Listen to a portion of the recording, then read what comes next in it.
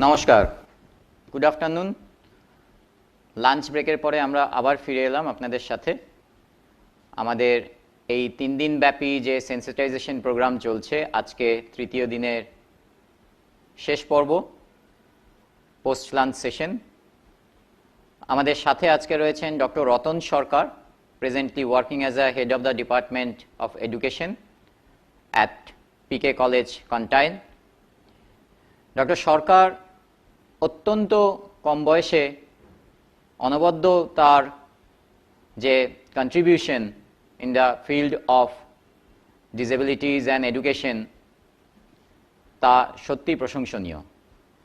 Doctor সরকার ইংরেজি ভাষায় graduation করেছেন, মাস্টার্স করেছেন, তারপরে বিএড করেছেন স্পেশাল এডুকেশনে, এমএড করেছেন অ্যান্ড পিএইচডি করেছেন। বিএড কমপ্লিট করেছেন তিনটে জায়গায় তিনি বিএড, এমএড এবং পিএইচডি করেছেন। বিএড করেছেন যাদবপুর ইউনিভার্সিটি থেকে, এমএড করেছেন রামকৃষ্ণ মিশন ইউনিভার্সিটি থেকে এবং পিএইচডি করেছেন পন্ডিচেরি ইউনিভার্সিটি থেকে। এই এত কম বয়সেই অত্যন্ত অভিজ্ঞতার সাথে উনি নানা রকম বই লিখে ফেলেছেন। তার মধ্যে একটি উল্লেখ না করে আমি পারছি না, সেটা হচ্ছে inclusive education for person with disabilities, a methodical guide book. আপনারা পরবর্তীকালে হয়তো সেটাকেও আপনাদের গাইডবুক হিসাবে কাজে লাগাবেন। বিভিন্ন সময় আমরা যে এই ইনক্লুসিভ এডুকেশনের কথা বারে বারে বলছি, যে কিভাবে আমরা ছাত্রছাত্রীদের ক্লাসে নিয়ে আসব, আপনাদের সহযোগিতা একান্ত কাম্য। সেটা না হলে কিন্তু এই প্রোগ্রামের সাফল্য কোনোদিনই আসবে না, সমাজ এগিয়ে আসবে না। আমরা বারে বারে শুনেছি বৈচিত্র্যের মধ্যে ঐক্য, ডিসেবিলিটিকে আলাদা করে না দেখে আমাদের সবার মধ্যে বিভিন্ন রকম বৈচিত্র্য রয়েছে, এটাও একটি বৈচিত্র্য হিসাবে দেখলেই বোধহয় ভালো।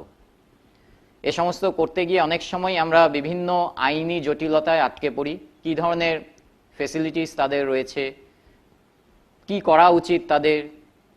অনেক সময় মাস্টারমশাইরা আমরা ভাবি যে একটি ছাত্রকে নিয়ে তো নিলাম, সামাল দিতে পারবো তো, কি করতে হবে, সেই সমস্ত বিষয় নিয়েই উনি আজকে আলোচনা করবেন। Legal framework for inclusive education in India.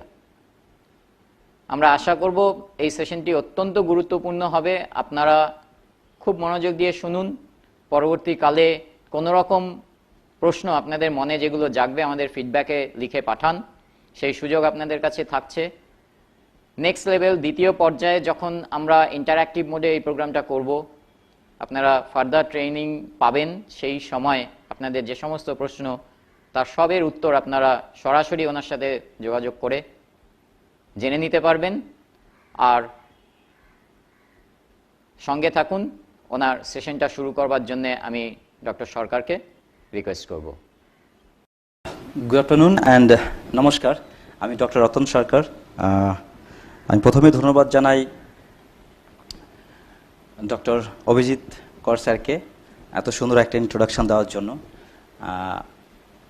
I hope that এতটা না বললেও হতো।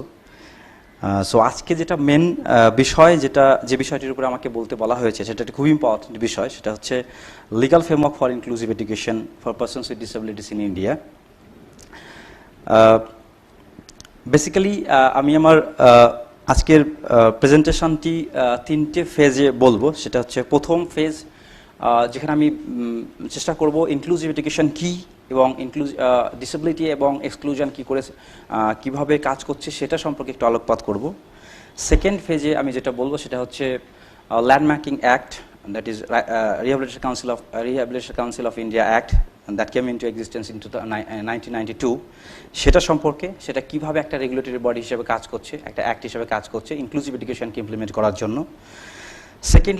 থার্ডলি আমি যেটা বলবো সেটা হচ্ছে রাইটস আরটি অ্যাক্ট সম্পর্কে, এবং সেটা কিভাবে একটা ইনক্লুসিভ এডুকেশন সিস্টেম তৈরি করতে হেল্প করছে, অ্যান্ড স্পেসিফিক্যালি পারসনস উইথ ডিসেবিলিটিসকে মেইনস্ট্রিম স্কুলিং সিস্টেমে নিয়ে আসার পর তাদের জন্য কিভাবে একটা inclusive and enabling education set up তৈরি করার চেষ্টা করছে সেই সম্পর্কে। অ্যান্ড লাস্টলি আমি যেটা বলবো সেটা হচ্ছে যে rights of persons with disabilities act that came into existence in 2016, সেই অ্যাক্ট সম্পর্কে, প্রবাবলি আরপিডব্লিউডি অ্যাক্ট শর্টে বলা হয় যাকে, rights of persons with disabilities act of 2016। এটা একটা landmarking act in the history of disability sector in India, যেটা আমার মনে হয় ভারতবর্ষের ডিসেবিলিটি স্টাডিজের হিস্ট্রিতে এত কম্প্রিহেন্সিভ এবং এত ইনক্লুসিভ অ্যাক্ট আগে ছিল না।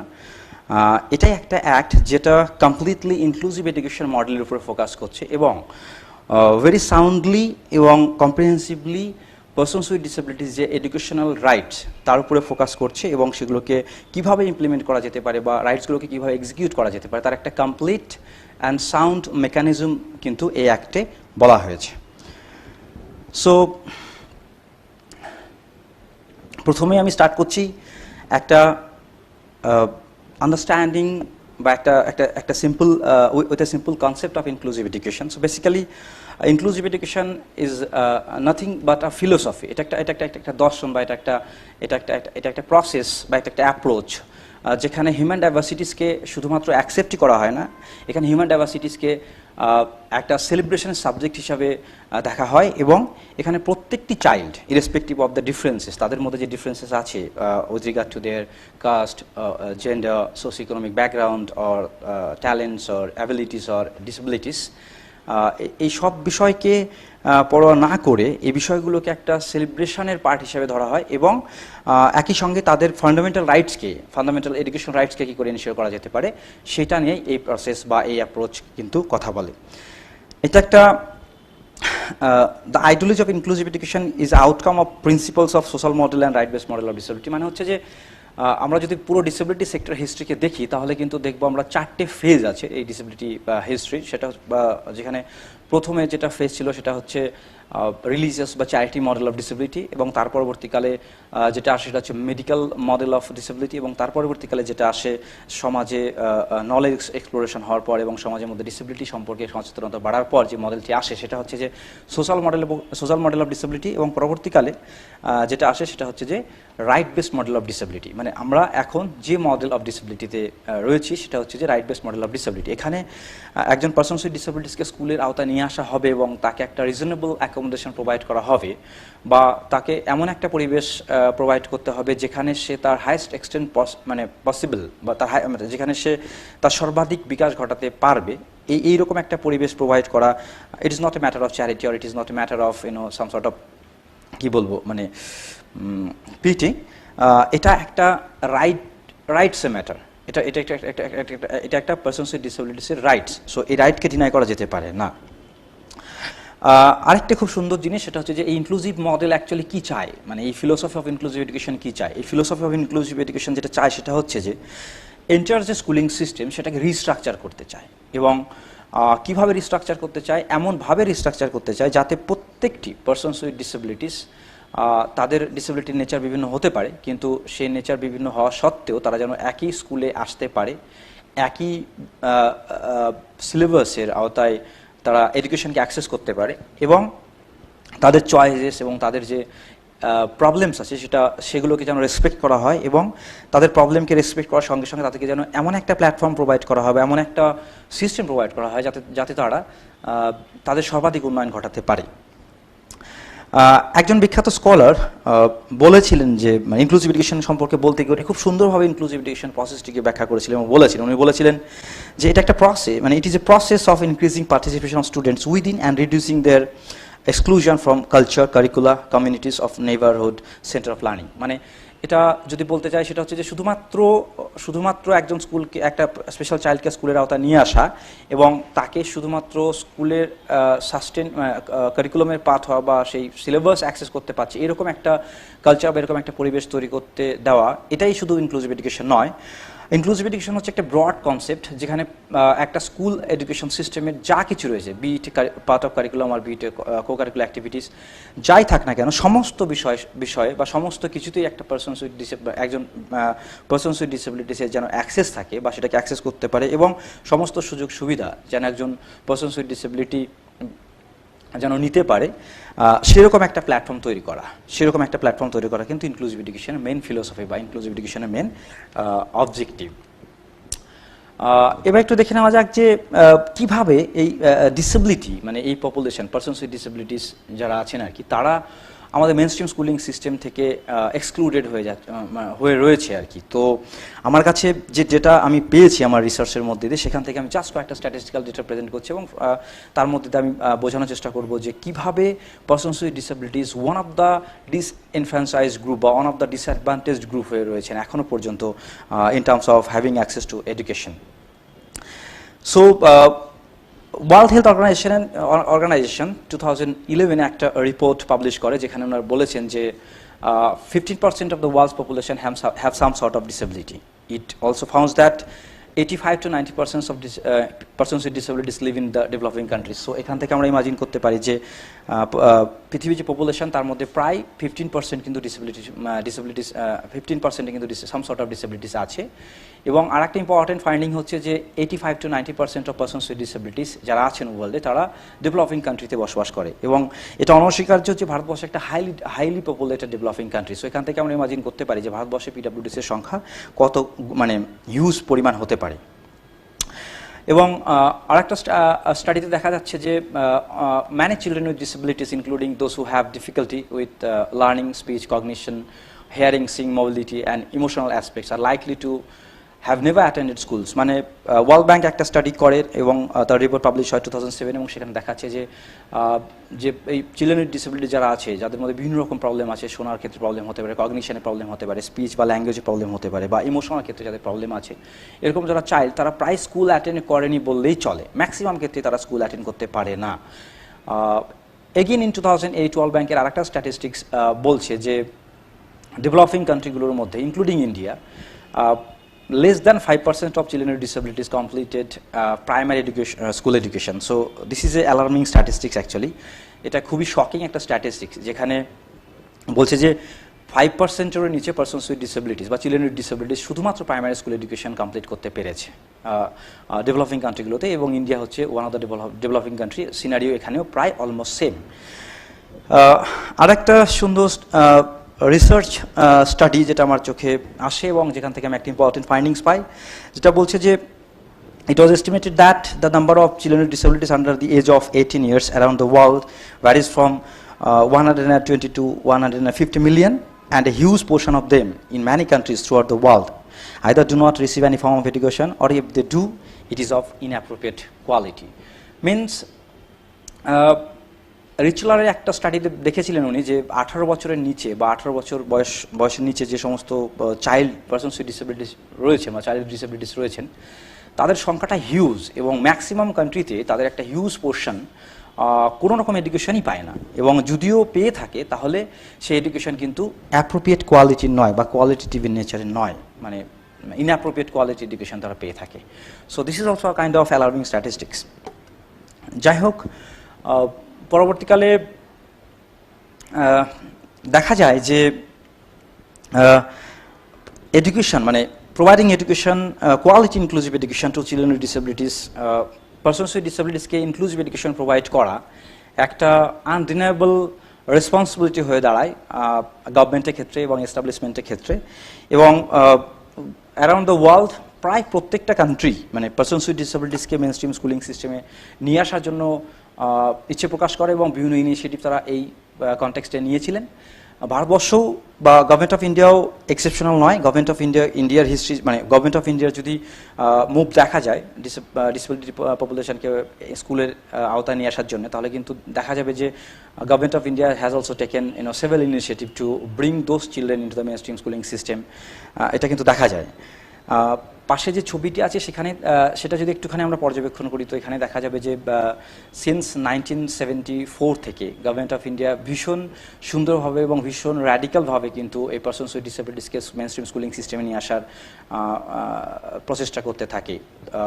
কখনো বিভিন্ন স্কিম, বিভিন্ন পলিসি, বিভিন্ন অ্যাক্ট, বিভিন্ন প্রোগ্রামস লঞ্চের মধ্যে দিয়ে এবং সেগুলোকে এক্সিকিউট করার মধ্যে দিয়ে। সো 1974-এ government of India launched that IEDC, integrated education for children with disabilities, এর মধ্যে দিয়ে স্কুলমুখী করার চেষ্টা করেন। এবং পরবর্তীকালে গভর্নমেন্ট অফ ইন্ডিয়া এগেন আরসিআই অ্যাক্ট নিয়ে আসেন ইন 1992, যেখানে কিন্তু এক্সক্লুসিভলি একটা বডি তৈরি হয়, রিভলিউশন কাউন্সিল অফ ইন্ডিয়া, এই অ্যাক্টের উপরে বেস করে, যার মেন কাজ হচ্ছে এই পারসনস উইথ ডিসেবিলিটিসের এডুকেশনকে এগিয়ে নিয়ে যাওয়ার জন্য বা পারসনস উইথ ডিসেবিলিটিসকে ট্রেন করার জন্য যে বিভিন্ন এডুকেশন বা বিভিন্ন প্রোগ্রাম সেই বিষয়গুলোকে প্রণয়ন করা এবং পারসনস উইথ ডিসেবিলিটিসকে ট্রেন করার জন্যে যে প্রফেশনাল থাকবেন, সেটা স্পেশাল এডুকেটর হোক বা আরও যারা প্রফেশনাল আছে তারা যে প্রফেশনালগুলো হবেন, তারা কিভাবে ট্রেনিং পাবে, কেমন ধরনের প্রোগ্রাম তারা অ্যাটেন্ড করবেন এবং কীভাবে তার কমপ্লিট স্ট্রাকচার নিয়ে আসা কিন্তু এই বডির কাজ হয়। পরবর্তীকালে গভর্নমেন্ট অফ ইন্ডিয়া আরও কিছু ইনিশিয়েটিভ নেয়, যেমন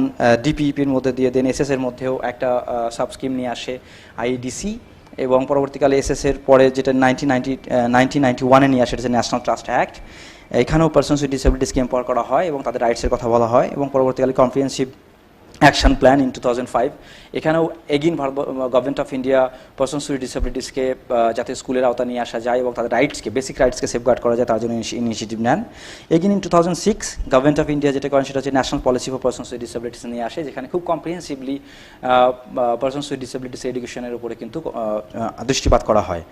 পরবর্তীকালে এসএসএ এবং আইটিসি এর সাকসেস রেট খুব হাই হওয়ার ফলে এদেরকে এলিমেন্টারি লেভেল থেকে যখন সেকেন্ডারি লেভেলে নিয়ে যাওয়া হবে, স্কুলিং লেভেলে যখন নিয়ে যাওয়া হবে, তার নিড গভর্নমেন্ট অফ ইন্ডিয়ার সামনে অ্যারাইজ করে, এবং এই নিডকে মিট করার জন্য গভর্নমেন্ট অফ ইন্ডিয়া যেটা করে, যেমন নর্মাল চাইল্ডের জন্য রাষ্ট্রীয় মাধ্যমিক শিক্ষা অভিযান নামক একটি প্রোগ্রামকে লঞ্চ করে, এবং তার আন্ডারে যেটা আরেকটি scheme government of India launch করে সেটা হচ্ছে DSS, inclusive education for disabled at secondary stage of schooling. এবং এই স্কিম বা এই প্রজেক্টের মেন উদ্দেশ্যই ছিল যে পারসনস উইথ ডিসেবিলিটি যারা সাকসেসফুলি এলিমেন্টারি এডুকেশনকে কমপ্লিট করেছে তাদেরকে সেকেন্ডারি এডুকেশনে যেন নিয়ে আসা যায় এবং তারা যেন সাকসেসফুলি সেকেন্ডারি এডুকেশন কমপ্লিট করতে পারে। এবং 2009-এ যেটা সবচাইতে ইম্পর্টেন্ট একটা বিষয় সেটা হচ্ছে যে right to education act government of India নিয়ে আসে, এবং for the first time in the history of education government of India এই অ্যাক্টের মাধ্যমে এডুকেশনকে for children belonging to the age range of 6 to 14 years এদের জন্য এডুকেশনকে কিন্তু একটা ফান্ডামেন্টাল রাইট হিসাবে ঘোষণা করে দেয়, এবং এখানে এডুকেশন প্রোভাইড করা প্রত্যেকটা চাইল্ডকে একটা ফান্ডামেন্টাল রেসপন্সিবিলিটি হয়ে দাঁড়ায় গভর্নমেন্ট অফ ইন্ডিয়ার কাছে। সো এইভাবে আমরা যদি দেখি তাহলে দেখা যাবে যে 1974 থেকে কিন্তু government of India persons with ডিসেবিলিটিসকে মেইনস্ট্রিম স্কুলের আওতায় নিয়ে আসার জন্য এবং তাদের জন্য একটা ইনক্লুসিভ সেট আপ বা এনাবলিং সেট আপ তৈরি করার জন্য কিন্তু বিভিন্ন ইনিশিয়েটিভ নেয় in terms of coming up with some sort of policy, legislation or program বা বিভিন্ন affirmative action.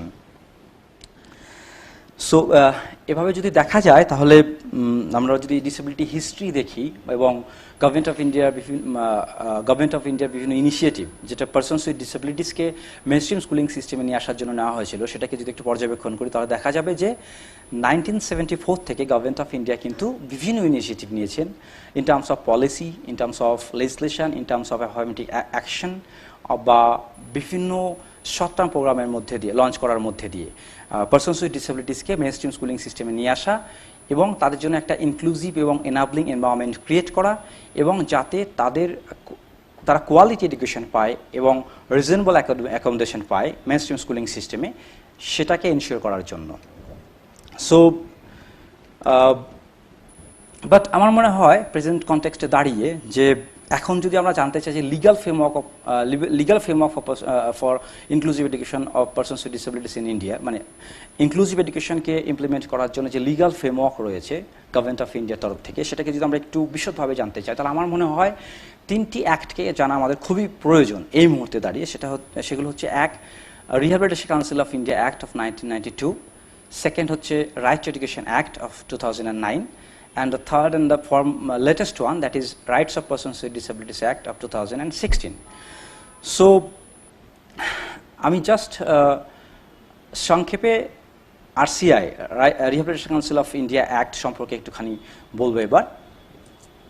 So initially the rehabilitation council of India এটা এস্টাবলিশ হয়েছিল একটা রেজিস্টার্ড সোসাইটি হিসাবে 1986 এবং সেপ্টেম্বর 1992-তে এটি অ্যাক্টে পরিণত হয় এবং পার্লামেন্টের দ্বারা এটি অ্যাক্টে পরিণত হয় এবং এর উপরে বেস করেই 1993-তে government of India RCI establish করে অ্যাজ এ স্ট্যাচুটরি বডি এবং এই আরসিআই সমস্ত ডিসেবিলিটি সংক্রান্ত বিভিন্ন কোর্স, বিভিন্ন প্রফেশনাল তৈরি করা এবং সেই প্রফেশনালদের তৈরি করতে গেলে যে সিলেবাস, যে কোর্স থাকবে, তার যে সিলেবাস থাকবে, তার যে স্ট্যান্ডার্ড থাকবে, এবং সেই কোর্সকে পড়ানোর জন্য যে প্রফেশনাল থাকবে তাদের যে স্ট্যান্ডার্ড বা এলিজিবিলিটি ক্রাইটেরিয়া, এই সমগ্র বিষয় সম্পর্কে সিদ্ধান্ত নেওয়ার ক্ষমতা পেয়ে থাকেন। এবং এই অ্যাক্ট এই কাউন্সিলকে যে সমস্ত পাওয়ারগুলো দেয়, যে ক্ষমতা দেয়, সেগুলোর মধ্যে হচ্ছে উল্লেখযোগ্যগুলি হচ্ছে এরকম: গিভ সিলেবাস ফরমেশন পাওয়ার, মিনস এই অ্যাক্টের দ্বারাই এই কাউন্সিল পিডাব্লিউডিসের জন্য যে বিভিন্ন কোর্সেস থাকবে, বা পিডাব্লিউডিসকে পড়াতে, পার্সনস উইথ ডিসেবিলিটিসকে পড়াতে গেলে যে প্রফেশনাল থাকবে তাদের জন্য যে বিভিন্ন কোর্সেস থাকবে, তার সিলেবাস কেমন হবে সেটাকে তৈরি করার ক্ষমতা কিন্তু এরা পায়। এবং পরবর্তীকাল নেক্সট হচ্ছে রেজিস্ট্রেশন মেনটেনিং। এই কোর্সগুলো কমপ্লিট করার পর যে প্রফেশনাল তৈরি হচ্ছে রিহ্যাবিলিটেশন সেক্টরে বা ডিসেবিলিটি সেক্টরে, তাদের একটা কমপ্লিট রেজিস্ট্রেশন মেনটেন করা এবং বিভিন্ন সেক্টরে তাদের রেজিস্ট্রেশন মেনটেন করা, এটা একটা দায়িত্ব হয়ে দাঁড়ায় এই কাউন্সিলের।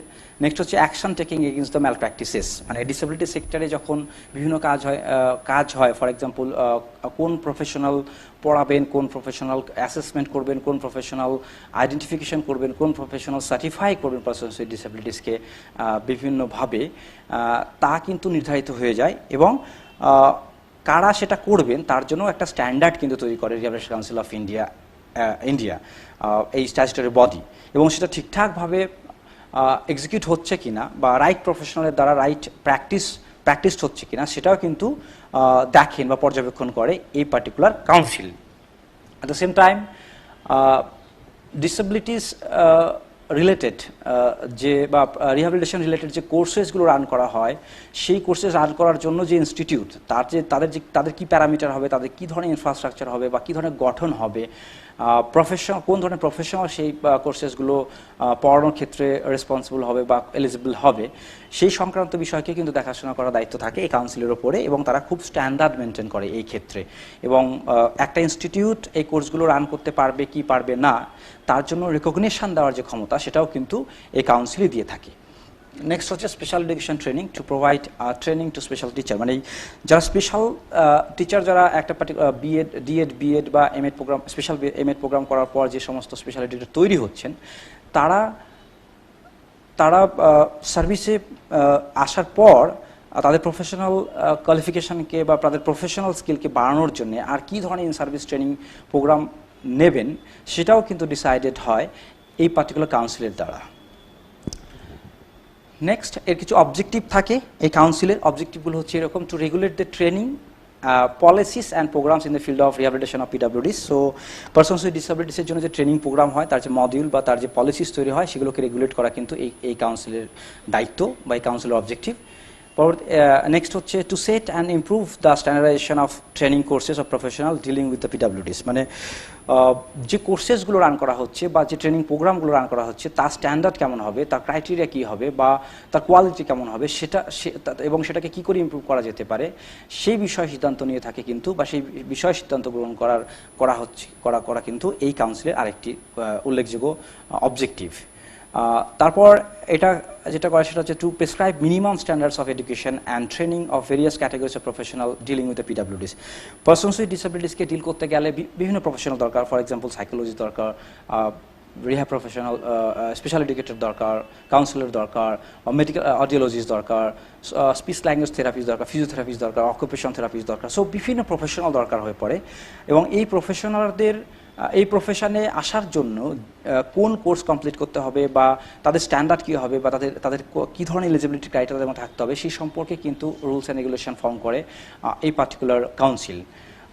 তার সঙ্গে এটা আরেকটা যেটা করে সেটা হচ্ছে যে এই কোর্সেসগুলো রান করার জন্য যে সমস্ত ইনস্টিটিউট বা অর্গানাইজেশন বা ইউনিভার্সিটিস রয়েছে, বা কলেজ আছে, বা ইনস্টিটিউট অফ হায়ার এডুকেশন আছে, তাদেরকে রেকগনিশন দিয়ে থাকে এই পার্টিকুলার কাউন্সিল। এবং তাদের স্ট্যান্ডার্ড মেনটেন করা, তারা ঠিকঠাক সেই কোর্সগুলো কোয়ালিটি এনশিওরের মধ্যে দিয়ে অফার করছে কিনা, সেটাকে দেখাশোনার দায়িত্বও কিন্তু থাকে এই পার্টিকুলার কাউন্সিলের উপরে। এছাড়াও এর আরেকটি উল্লেখযোগ্য দিক আছে বা অবজেক্টিভ আছে, সেটা হচ্ছে যে ডিসেবিলিটিস এবং রিহ্যাবিলিটেশন ফিল্ডে রিসার্চকে প্রমোট করা, এবং নিত্য নতুন যে প্রবলেমগুলো অ্যারাইজ হচ্ছে in the field of disability or rehabilitation science in the rehabilitation profession, সেই ইস্যুসগুলোকে নিয়ে ডিপলি স্টাডি করা, এবং সেই ইস্যুসগুলোকে কী করে অ্যাড্রেস করা যেতে পারে, বা সেই প্রবলেমগুলোকে কী করে সলভ করা যেতে পারে, সেই সংক্রান্ত রিসার্চকে প্রমোট করা কিন্তু এই কাউন্সিলের আরেকটি উল্লেখযোগ্য দিক। এর কিছু ইম্পর্টেন্ট ফাংশন আছে, সেগুলো হচ্ছে এরকম যে recognition of the qualification granted by university in India for rehabilitation professional. So rehabilitation professional হতে গেলে যে ডিগ্রি বা যে কোয়ালিফিকেশন বা যে কোর্সেসগুলো কমপ্লিট করতে হবে সেই কোর্সের রেকগনিশন কিন্তু এই কাউন্সিল দিয়ে থাকে। নেক্সট হচ্ছে withdrawal of recognition. For example, যদি কোনো ইনস্টিটিউট রিহ্যাব প্রফেশনাল তৈরি করার ক্ষেত্রে কোনো কোর্সেস রান করছে after getting recognition from this council, এবং তারপরে যদি তারা সেই কোর্সের স্ট্যান্ডার্ড ঠিকঠাক মেনটেন না করতে পারে, তাহলে কিন্তু সেই রেকগনিশনকে তারা উইথড্র করতে পারে। এই ক্ষমতাও কিন্তু এই পার্টিকুলার কাউন্সিলের আছে এবং এটা তাদের একটা ফাংশন। যে ধরনের কোয়ালিটি বা ট্রেনিং বা research work in the field of disability বা রিহ্যাবিলিটেশন করা হচ্ছে বিভিন্ন ইনস্টিটিউট দ্বারা, যেগুলো আরসিআইয়ের আন্ডারে আসে, তার কোয়ালিটি ঠিকঠাক না হলে বা সেগুলোকে ডিসকন্টিনিউ করানো এবং তার বা সেই কোর্সগুলো রান করা হচ্ছে বা যে রিসার্চের কাজ করা হচ্ছে, সেই রিসার্চ কাজের কোয়ালিটি কী হবে বা সেই কোর্সের কোয়ালিটি কী হবে, তার মিনিমাম স্ট্যান্ডার্ড সেট করা কিন্তু এই কাউন্সিলের আরেকটি উল্লেখযোগ্য দিক। ইন অ্যাডিশন টু দ্যাট, এটা যেটা করে সেটা হচ্ছে যে recognition of qualification granted by institute outside of India. For example, ভারতবর্ষের বাইরে থেকে বিভিন্ন প্রফেশনাল যারা ডিসেবিলিটি সেক্টরে কাজ করেন বা ডিসেবিলিটি সেক্টরে কোয়ালিফাইড প্রফেশনাল, ভারতবর্ষের বাইরে থেকে যদি কোনো কোর্স করে আসে, সেই কোর্স আমাদের ইন্ডিয়াতে যে কোর্সেস রান করা হয় আরসিআই অ্যাপ্রুভড যে কোর্সেস রান করা হয় ডিসেবিলিটি ফিল্ডে কাজ করতে গেলে যে কোর্সেসগুলো করতে হয় একজন প্রফেশনালকে, বা যে কোয়ালিফিকেশনসগুলো একজন প্রফেশনালকে গেইন করতে হয়, সেটার রেকগনিশন বা ফরেন ডিগ্রির সাথে ইন্ডিয়ান ডিগ্রির যে একটা ইকুইভ্যালেন্সি, সেটা সেট আপ করাও কিন্তু এই কাউন্সিলের একটা অন্যতম দায়িত্ব বা অন্যতম কাজ। আমরা যদি এভাবে দেখি রিহ্যাবিলিটেশন কাউন্সিল অফ ইন্ডিয়ার স্ট্যাচুটরি বডিটির বিভিন্ন ফাংশন, অবজেক্টিভ, তাহলে একটা বিষয় স্পষ্ট যে এখান থেকে বেসিক্যালি এই স্ট্যাচুটরি বডি যে জন্য এস্টাবলিশ করা হয়েছিল, সেটা তার পারপাস হচ্ছে রিহ্যাবিলিটেশন প্রফেশনাল তৈরি করা এবং সেই সমস্ত প্রফেশনালদের তৈরি করা যারা পারসনস উইথ ডিসেবিলিটির সাথে ডিল করতে পারবেন।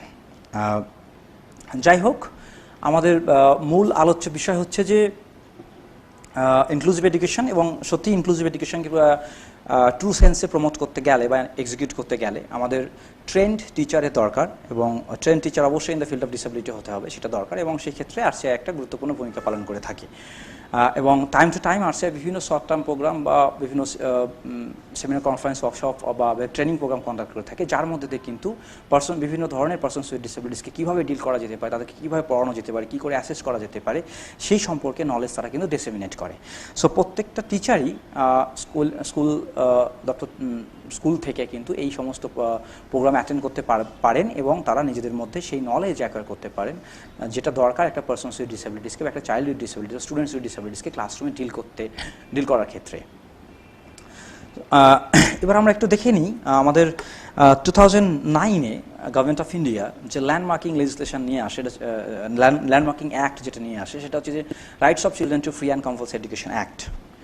সো আমরা যদি দেখি এই অ্যাক্টে কী করে এলো, তাহলে আমরা বুঝতে পারবো যে এর ইম্পর্টেন্স কতটা। এই অ্যাক্ট হচ্ছে 86th amendment of the Indian কনস্টিটিউশনের মধ্যে দিয়ে আসে, এবং এই অ্যামেন্ডমেন্টের সময় ইন্ডিয়ান কনস্টিটিউশনে আর্টিকেল 21A সেকশনকে ইনসার্ট করা হয়, এবং যার মেন পারপাস ছিল যে এলিমেন্টারি এডুকেশনকে for the children belonging to the age range of 6 to 14 years, এডুকেশনকে কিন্তু প্রাইমারি এডুকেশন বা এলিমেন্টারি এডুকেশনকে কিন্তু ফান্ডামেন্টাল রাইটসে রূপান্তরিত করে দেওয়া হয়।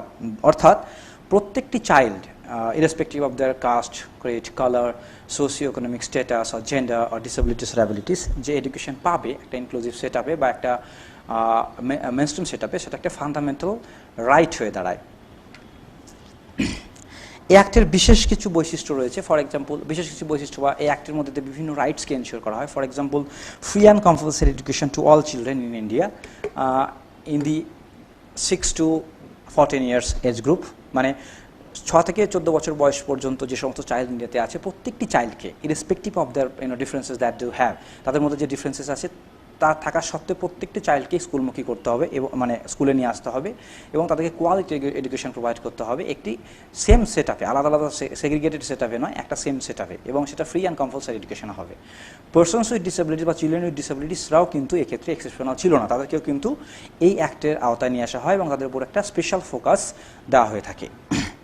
এখানে এটা বলা হয় যে কোনো চাইল্ডকেই একটি ক্লাসে রেখে দেওয়া যাবে না, তাদেরকে নেক্সট ক্লাসে প্রমোট করতে হবে এবং প্রয়োজনে তাদেরকে অ্যাডিশনাল টিচিংস বা অ্যাডিশনাল সাপোর্ট প্রোভাইড করতে হবে, সো দ্যাট যে কোয়ালিটি বা যে লার্নিং আউটকাম তাদের মধ্যে থাকা উচিত একটা ক্লাস থেকে আর একটা ক্লাসে যাওয়ার পর, সেই লার্নিং আউটকাম যেন তাদের মধ্যে প্রতিফলিত হয় বা তাদের মধ্যে আসে। অ্যাডমিশনের ক্ষেত্রে বলা হয় যে কোনো চাইল্ডকেই কিন্তু অ্যাডমিশনের ক্ষেত্রে ডিনাই করা যাবে না, সে পারসনস উইথ ডিসেবিলিটিস হোক বা সোশিও ইকোনমিক্যালি পোর বা ব্যাকওয়ার্ড ক্লাস থেকে হোক, কোনো চাইল্ডকে কিন্তু স্কুলে অ্যাডমিশন দেওয়ার ক্ষেত্রে তার যে অ্যাডমিশন নেওয়ার যে রাইট, সেই রাইটকে ডিনাই করা যাবে না। সো অ্যাডমিশন সকলকে দিতে হবে। এখানে আরেকটি গুরুত্বপূর্ণ বিষয় বলে দেওয়া হয়, সেটা হচ্ছে যে স্টুডেন্ট এবং টিচার রেশিও কী হবে সেটা ফিক্স করে দেওয়া হয় এবং প্রত্যেকটি ক্লাস বা লেভেলে পড়াতে গেলে কী ধরনের টিচার থাকবেন বা টিচারদের কোয়ালিফিকেশান কী হবে সেটাও কিন্তু এখানে ক্লিয়ারলি বলে দেওয়া হয়। এখানে এই অ্যাক্টের মধ্যে দিয়ে আরও কিছু বিষয় গুরুত্বপূর্ণ বিষয়ে আলোকপাত করা হয়, সেগুলো হচ্ছে এরকম যে স্কুলের ইনফ্রাস্ট্রাকচারের ক্ষেত্রে একটা হিউজ পরিমাণ চেঞ্জ নিয়ে আসা এবং স্কুলে যে এডুকেশন ইম্পার্ট করা হয় সেই এডুকেশনে যে কোয়ালিটি, সেই কোয়ালিটির ইমপ্রুভমেন্ট যেন ঘটানো যায় সেই রিলেটেড কিছু ইনিশিয়েটিভ নেওয়ার কথাও কিন্তু এখানে বলা হয়েছে। এখানে আরও বলা হয়েছে যে 25% reservation for economically disadvantage communities in admission to class 1 in all private school. এটা শুধুমাত্র গভর্নমেন্ট স্কুলের ক্ষেত্রেই অ্যাপ্লিকেবল নয়, ইভেন প্রাইভেট সেক্টর বা প্রাইভেট স্কুলের ক্ষেত্রেও কিন্তু এই অ্যাক্ট অ্যাপ্লিকেবল এবং সেক্ষেত্রে 25% রিজার্ভেশন থাকে অ্যাডমিশনের ক্ষেত্রে, মানে যারা সোশিও ইকোনমিক্যালি ব্যাকওয়ার্ড ক্লাস থেকে আসছেন ইনক্লুডিং পারসনস উইথ ডিসেবিলিটিস তাদেরকেও যে অ্যাডমিশন দিতে হয় প্রাইভেট স্কুলে, সেই বিষয়ে কিন্তু একটা রিজার্ভেশন পলিসি এই অ্যাক্টের মধ্যে দিয়ে ইন্ট্রোডিউস করা হয় এবং এটাও বলা হয় যে no screening policy will be there, মানে অ্যাডমিশন টেস্টের মধ্যে দিয়ে কোনো চাইল্ডকে একটা ক্লাসে অ্যাডমিশন দেওয়া হবে না। এই বিষয়ে বলা হয় ফাইন্যান্সিয়াল বার্ডেনের ক্ষেত্রে বলা হয় যে ফাইন্যান্সিয়াল ম্যাটার সেটা কিন্তু বোথ স্টেট এবং সেন্ট্রাল গভর্নমেন্ট দ্বারা শেয়ার্ড ওয়েতে ডিল করা হবে এবং যে স্কুল যে হবে বা যে ক্লাসরুম হবে সেটা কিন্তু ভীষণ পরিমাণে স্টুডেন্ট ফ্রেন্ডলি হবে, ডিসেবল ফ্রেন্ডলি হবে, এই বিষয়েও কিন্তু বলা হয়ে থাকে এই পার্টিকুলার অ্যাক্টে। এই পার্টিকুলার অ্যাক্ট হচ্ছে একটা ল্যান্ডমার্কিং অ্যাক্ট গভর্নমেন্ট অফ ইন্ডিয়ার তরফ থেকে। এই অ্যাক্টের মধ্যে দিয়েই কিন্তু ভারতবর্ষে শিক্ষায় মানে এলিমেন্টারি বা প্রাইমারি এডুকেশনের ক্ষেত্রে কিন্তু একটা রেভলিউশন তৈরি হয়, কারণ ম্যাক্সিমাম সংখ্যক বা প্রায় 10% স্টুডেন্ট কিন্তু চাইল্ড কিন্তু স্কুলমুখী হয় এই পার্টিকুলার অ্যাক্টের বলেই এবং স্টুডেন্টস উইথ ডিসেবিলিটিসরাও কিন্তু এর আওতায় পড়ে। যাই হোক, আজকের এই আলোচ্য বিষয় বা আজকের আমার প্রেজেন্টেশনে আমি একটা জিনিস জাস্ট ফোকাস করতে চাইছি যে এই অ্যাক্টে যখন পারসনস উইথ ডিসেবিলিটিস বা চাইল্ড উইথ ডিসেবিলিটিসের কথা বলা হয়েছিল তখন যেটা বলা হয়েছিল সেটা হচ্ছে যে persons with disabilities act PWD act 1995-এ পারসনস উইথ ডিসেবিলিটিসের যে রাইটসের কথা বলা হয়েছে সেই সমস্ত রাইটসকে সেফগার্ড করা হবে এই অ্যাক্টের মধ্যে দিয়ে, মানে সেই অ্যাক্টের যে পারসনস উইথ ডিসেবিলিটিসের যে রাইটসের কথা বলা হয়েছিল রাইট টু এডুকেশন অ্যাক্ট সেই পারসনস উইথ ডিসেবিলিটিসকে ডিল করার ক্ষেত্রে কিন্তু PWD অ্যাক্টকে রেফার করবে, এমনই বলা হয়েছিল এই অ্যাক্টের ক্ষেত্রে। এবং পরবর্তীকালে এই অ্যাক্ট কিন্তু আবার পারসনস উইথ ডিসেবিলিটিস এবং তাদের রিলেটেড ম্যাটারকে ডিল করার ক্ষেত্রে rights of persons with disabilities act যেটা 2016-এ আসে গভর্নমেন্ট অফ ইন্ডিয়ার দ্বারা, সেটাকে রেফার করবে এরকম কিন্তু বলা হয়েছে। নাও দেখে নেওয়া যাক যে আমাদের লেটেস্ট অ্যাক্ট যেটা পারসনস উইথ ডিসেবিলিটিস দের ফান্ডামেন্টাল রাইটসকে সেফগার্ড করার জন্য গভর্নমেন্ট অফ ইন্ডিয়া লঞ্চ করে বা নিয়ে আসে, সেটা হচ্ছে the rights of persons with disabilities act of 2016। 2016-এ এই অ্যাক্টটি আসে এবং এই অ্যাক্টটি এনফোর্সড হয় ইন 2017 থেকে এবং এই অ্যাক্টের মাঝে 14 চ্যাপ্টার আছে এবং সেগুলো ভীষণই কম্প্রিহেন্সিভ এবং এলাবোরেটেড হইতে বলা হয়েছে এবং প্রত্যেকটা চ্যাপ্টারে কিন্তু বিভিন্ন সেক্টরে পারসনস উইথ ডিসেবিলিটিসের কি রাইটস হবে সেটা বলা হয়েছে। যেমন ফার্স্ট চ্যাপ্টারে একটা প্রিলিমিনারি আইডিয়া দেওয়া হয়েছে, সেকেন্ড চ্যাপ্টার বলা হয়েছে rights and entitlements, the basic rights of persons with disabilities and entitlements of persons with disabilities, এই সম্পর্কে কিন্তু বলা হয়েছে। Third chapter of this act মানে এই পার্টিকুলার অ্যাক্টের থার্ড চ্যাপ্টার বেসিক্যালি যেটা বলে সেটা হচ্ছে education rights of persons with disabilities এবং এখানে কিন্তু ফর দ্য ফার্স্ট টাইম বলা হয়েছে যে এডুকেশন পারসনস উইথ ডিসেবিলিটিসকে দেওয়া হবে সেটা কিন্তু ইনক্লুসিভ এডুকেশন হবে, not special education or not a kind of education imparted in integrated set up. এটা এমন একটা এডুকেশন সিস্টেমের কথা বলে যেটা কিন্তু inclusive and enabling in nature. এবং 4th চ্যাপ্টারে যেটা বলা হয় skill development and employment, and 5th চ্যাপ্টারে social security, health, rehabilitation and recreation. 6th চ্যাপ্টারে বলা হয় special provision for persons with benchmark disabilities. এইভাবে 7th, 8th, 9, 10, 11, 12 এবং 13, 14 till 17 এই প্রত্যেকটা চ্যাপ্টারে কিন্তু পারসনস উইথ ডিসেবিলিটিসের ক্ষেত্রে বিভিন্ন রাইটস বা এন্টাইটেলমেন্টস কী হবে এবং সেগুলোকে কীভাবে সেফগার্ড করা যেতে পারে বা এক্সিকিউট করা যেতে পারে এবং সেগুলোকে এক্সিকিউট করতে গেলে কী ধরনের মেকানিজম থাকতে হবে সেই সম্পর্কে কিন্তু একটা এলাবোরেটিভ বা একটা বিশদ বিষয় এই অ্যাক্টের মধ্যে রিফ্লেক্টেড হয়েছে। এই অ্যাক্টের যে আন্ডারলাইং প্রিন্সিপাল বা র্যাশনালে ছিল সেটা হচ্ছে যে basically the rights of persons with disabilities act 2016 আমাদের কান্ট্রিতে যে আর্লিয়ার একটা অ্যাক্ট ছিল পারসনস উইথ ডিসেবিলিটিস রাইটকে সেফগার্ড করার জন্য এবং এক্সিকিউট করার জন্য, সেটা হচ্ছে পিডব্লিউডি অ্যাক্ট 1995, সেই অ্যাক্টকে রিপ্লেস করে। এবং এই act united nations conventions on rights of persons with ডিসেবিলিটিসের যে প্রিন্সিপাল বা তার মধ্যে যে রাইটসের কথা বলা হয়েছে সেই রাইটসকে অ্যাকচুয়াল রিয়ালিটি দেওয়ার জন্য কিন্তু তৈরি করা হয় ভারতবর্ষে। কারণ ভারতবর্ষ ছিল এই ইউএনসিআরপিডির signatory in the year 2017। So ভারতবর্ষের গভর্নমেন্ট অফ ইন্ডিয়ার যে প্রমিস যে ভারতবর্ষের মতো জায়গাতেও united nation conventions on rights of persons with ডিসেবিলিটিসে এই কনভেনশনে যে প্রিন্সিপাল বা যে রাইটসের কথা বলা হয়েছে বা যে প্রভিশনের কথা বলা হয়েছে, এই প্রভিশন বা প্রিন্সিপাল যে ভারতবর্ষের বিভিন্ন পলিসি বা লেজিসলেশন বা অ্যাক্টের মধ্যে দিয়ে বা বিভিন্ন ইনিশিয়েটিভের মধ্যে রিফ্লেক্টেড হবে, সেই প্রমিস বা সেই প্রতিশ্রুতিকে একটা বাস্তব মুখ দেওয়ার জন্যই কিন্তু গভর্নমেন্ট অফ ইন্ডিয়া এই পার্টিকুলার অ্যাক্টকে নিয়ে আসে। কিছু ডিস্টিংটিভ ফিচার্স এই অ্যাক্টের হলো এরকম যে for the first time in the history of Indian education system for the first time ভারতবর্ষে এই অ্যাক্টের মধ্যে দিয়ে কিন্তু 7 টাইপ অফ ডিসেবিলিটি থেকে 21 টাইপ অফ ডিসেবিলিটিসকে আইডেন্টিফাই করা হয় এবং তাদেরকে সার্টিফাইড ক্যাটেগরিতে রূপান্তরিত করা হয়। মানে এই অ্যাক্টে 21 টাইপ অফ পারসনস উইথ ডিসেবিলিটিসকে অ্যাকনোলেজ করা হয় এবং তাদের সার্টিফিকেশন প্রসেসের কথা বলা হয়। এবং এই অ্যাক্টের মধ্যে বেশ কিছু নতুন ডিসেবিলিটি ইনক্লুডেড হয়, সেগুলো হচ্ছে acid attack victims, then speech and language disability, specific learning disability, and এইরকম আরও রয়েছে যেগুলো আমরা পরবর্তীকালে জেনে নেব। এই চারটিকে যদি আমরা একটু পর্যবেক্ষণ করে নিই তাহলে আমরা দেখতে পাবো যে কোন কোন ধরনের ডিসেবিলিটিকে এই অ্যাক্টের মধ্যে কনসিডার করা হয়েছে। এখানে টোটাল 21 টাইপ অফ ডিসেবিলিটিস আছে। For example locomotor disability, visual impairment, hearing impairment, speech language disability that is coming under the physical disability category. Then intellectual ডিসেবিলিটির মধ্যে যেটা আসে সেটা হচ্ছে learning disability and autism spectrum disorder. Mental বিহেভিয়ারের মধ্যে আসে mental illness, and chronic neurological ডিসঅর্ডারের মধ্যে আসে মাল্টিপল স্ক্লেরোসিস এবং পার্কিনসন্স ডিজিজ। ব্লাড ডিসঅর্ডারের মধ্যে আসে haemophilia, thalassaemia and sickle cell disease এবং মাল্টিপল ডিসেবিলিটি রয়েছে।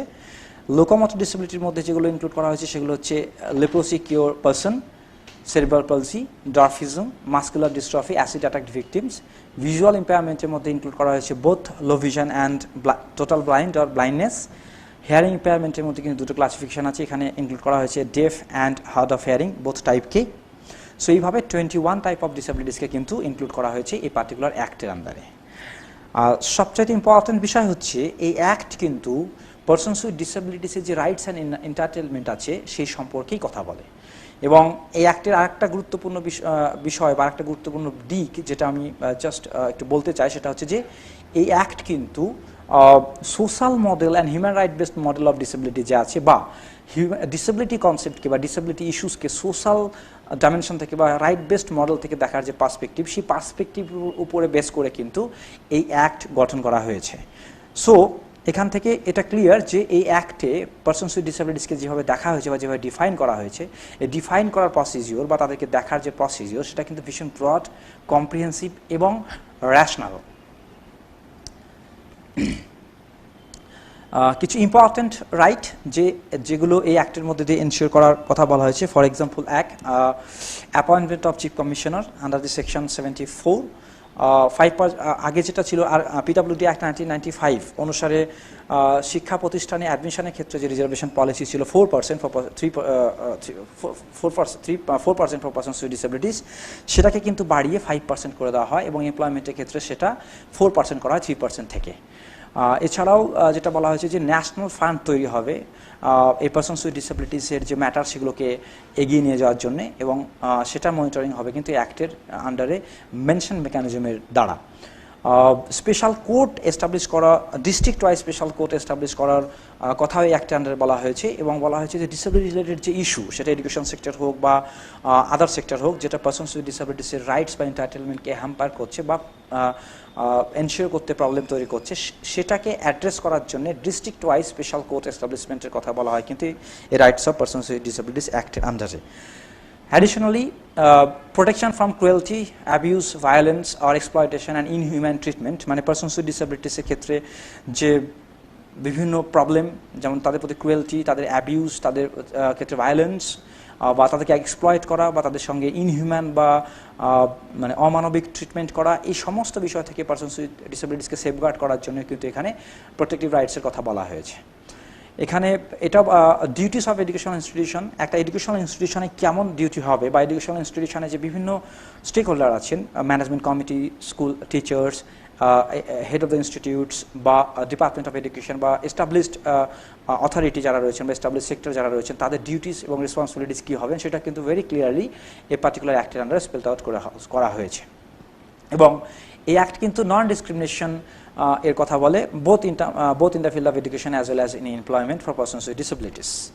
এবং এই অ্যাক্টে আরেকটি ইম্পর্টেন্ট বিষয় যেটা উল্লেখ করা হচ্ছে সেটা হচ্ছে যে free and compulsory education for all children with disabilities belonging to the age range group of 6 to 18 years, মানে 6 থেকে 18 বছর বয়সের মধ্যে যে সমস্ত চাইল্ড উইথ ডিসেবিলিটিস আসছে তাদের জন্য ফ্রি অ্যান্ড কম্পালসারি এডুকেশনের কথা কিন্তু বলা হয়েছে। এটা কিন্তু একটা খুবই ইম্পর্টেন্ট বিষয় যেটা এই পার্টিকুলার অ্যাক্টে মেনশন করা হয়েছে। এবং এডুকেশন রাইটসের কথা বলতে গিয়ে এই অ্যাক্টে আরেকটি ইম্পর্টেন্ট বিষয় উল্লেখ করা হয়েছে, সেটা হচ্ছে যে providing reasonable accommodation to each and every child with disabilities when they are coming to get education in a mainstream schooling system. মানে একটা মেন স্ট্রিম স্কুলিং সিস্টেমে যখন একটা পারসনস উইথ ডিসেবিলিটিস আসবে বা একটা চাইল্ড উইথ ডিসেবিলিটিস আসবেন education নিতে, তখন কিন্তু তাকে রিজনেবল অ্যাকোমোডেশন প্রোভাইড করতে হবে। রিজনেবল অ্যাকোমোডেশন কথার অর্থ হচ্ছে এই যে বিভিন্ন পারসনস উইথ ডিসেবিলিটিসের বিভিন্ন ধরনের ডিসেবলিং কন্ডিশন থাকতে পারে, এবং এই ডিসেবিলিটি বা যে নেচার বা ফিচার্স তার সিভিয়ারিটি কিন্তু বিভিন্ন হতে পারে। সো তার উপরে বেস করে তাদের নিডসও আলাদা হতে পারে। সো তাদের নিডস যাই হোক না কেন, টাইপ অফ ডিসেবিলিটি যাই হোক না কেন, তাদের যেমন প্রয়োজন তাদেরকে সেই রকমভাবেই সাপোর্ট সিস্টেম প্রোভাইড করা এবং তাদেরকে হেল্প করা যাতে তারা মেন স্ট্রিম স্কুলিং সিস্টেমে আসতে পারে, সেখানে সার্ভাইভ করতে পারে এবং সেখানে যেন তারা তাদের হাইয়েস্ট এক্সপ্লোরেশন বা মানে তাদের হাইয়েস্ট ডেভেলপমেন্ট হয়, সেটা এনশিওর করার ব্যবস্থা কিন্তু করতে হবে by providing that reasonable accommodation. একটুখানি বিশদভাবে যদি দেখে নিই যে the basic rights of persons with disabilities যেটা এই পার্টিকুলার অ্যাক্টে মেনশন করা হয়েছে সেগুলো কী কী, আর যেগুলো খুবই ইম্পর্টেন্ট ইনক্লুসিভ এডুকেশনকে প্রমোট করতে গেলে, সেগুলো হচ্ছে এরকম যে the persons with disabilities have the right to equality, dignity and respect for integrity. Yes, section 3.1 of RPWD Act says about that, the appropriate government and the established body should take care of it. মানে প্রত্যেকটা child with persons with ডিসেবিলিটিসের কিন্তু rights রয়েছে equality, dignity এবং respect পাওয়ার ক্ষেত্রে, কারণ তারা equally treated হবে এবং তারা ডিগনিটির সাথে লাইফ লিড করবে, তারা কিন্তু ইকুয়াল রেসপেক্ট পাবে like other counter part without disabilities. এই অ্যাক্টের মধ্যে কিন্তু সেটা সেফগার্ড করা হয়। Then can disability be grounds for discrimination? No, that's the law in section 3.3 states, মানে এই যে পার্টিকুলার অ্যাক্ট তার 3.3 মানে সেকশনে বলে দেওয়া হয়েছে যে পারসনস উইথ ডিসেবিলিটিসকে কোনো গ্রাউন্ডের বেসিসে কিন্তু ডিসক্রিমিনেট করা যাবে না ইন গেটিং এডুকেশন পাওয়ার ক্ষেত্রে। Then another question, can disability be reason for denying liberty? একজন পারসনস উইথ ডিসেবিলিটিস কি একই লিবার্টির সাথে লাইফ লিড করতে পারে যেমন একজন নর্মাল পারসন করে থাকে? এই অ্যাক্টে বলা হয়েছে, ক্লিয়ারলি বলে দেওয়া হয়েছে সেকশন 3.4 যে হ্যাঁ তারাও একইভাবে লিবার্টি এনজয় করতে পারে যেমন পারসনস উইদাউট ডিসেবিলিটিস এনজয় করে এবং সেক্ষেত্রে ফুল প্রোটেকশন দেওয়া হবে। দেন এই অ্যাক্টেই বলে দেওয়া হয়েছে যে এই অ্যাক্টের সেকশন 3.5-এ বলা হয়েছে রিজনেবল অ্যাকোমোডেশনের কথা, যে যখন একটা চাইল্ড উইথ ডিসেবিলিটি একটা মেইনস্ট্রিম স্কুলিং সিস্টেমে আসে এডুকেশন পাওয়ার জন্যে, তখন তাকে কিভাবে অ্যাকোমোডেট করা হবে বা কী ধরনের অ্যাকোমোডেশন প্রোভাইড করা হবে বা কী ধরনের সাপোর্ট সিস্টেম প্রোভাইড করা হবে, এই প্রশ্নের প্রসঙ্গে এই অ্যাক্ট থেকে একটা বিষয় ক্লিয়ারলি বেরিয়ে এসছে যে পারসনস উইথ ডিসেবিলিটিসকে রিজনেবল অ্যাকোমোডেশন প্রোভাইড করতে হয়, মানে তার যতটুকু প্রয়োজন, তার যেভাবে প্রয়োজন ঠিক সেভাবেই তাকে সাপোর্ট সিস্টেম প্রোভাইড করতে হবে, যাতে সে ইনক্লুড হতে পারে, সেখানে সাস্টেন করতে পারে এবং সাকসেসফুলি তার এডুকেশন কমপ্লিট করতে পারে। সিমিলারলি চিলড্রেন উইথ ডিসেবিলিটিস এবং উইমেন উইথ ডিসেবিলিটিসের ক্ষেত্রে কিন্তু এই অ্যাক্টে স্পেশালি কিছু রাইটসের কথা বলা হয়েছে, তাদের স্পেশাল কিছু প্রভিশনের কথা বলা হয়েছে, তাদের যে ফান্ডামেন্টাল রাইট সেটাকে সেফগার্ড করার জন্যে। এইভাবে যদি আমরা দেখি তাহলে দেখা যাবে যে এই পার্টিকুলার অ্যাক্টে পারসনস উইথ ডিসেবিলিটিসের যে ফান্ডামেন্টাল রাইট, একজন রেসপেক্টেড, অ্যাকসেপ্টেড এবং ডিগনিফাইড হিউম্যান বিং হিসাবে লাইফ লিড করার ক্ষেত্রে যে ফান্ডামেন্টাল রাইটসের প্রয়োজন, সেই সমস্ত রাইটসের কথা কিন্তু এই পার্টিকুলার অ্যাক্টে বলা হয়েছে। নাও জেনে নেওয়া যাক যে rights of persons with disabilities অ্যাক্টের আন্ডারে থার্ড চ্যাপ্টার বেসিক্যালি, যেটা completely education rights of persons with ডিসেবিলিটিসের উপরে কনসেন্ট্রেট করছে, সেখানে কী কী এডুকেশন রাইটসের কথা বলা হয়েছে।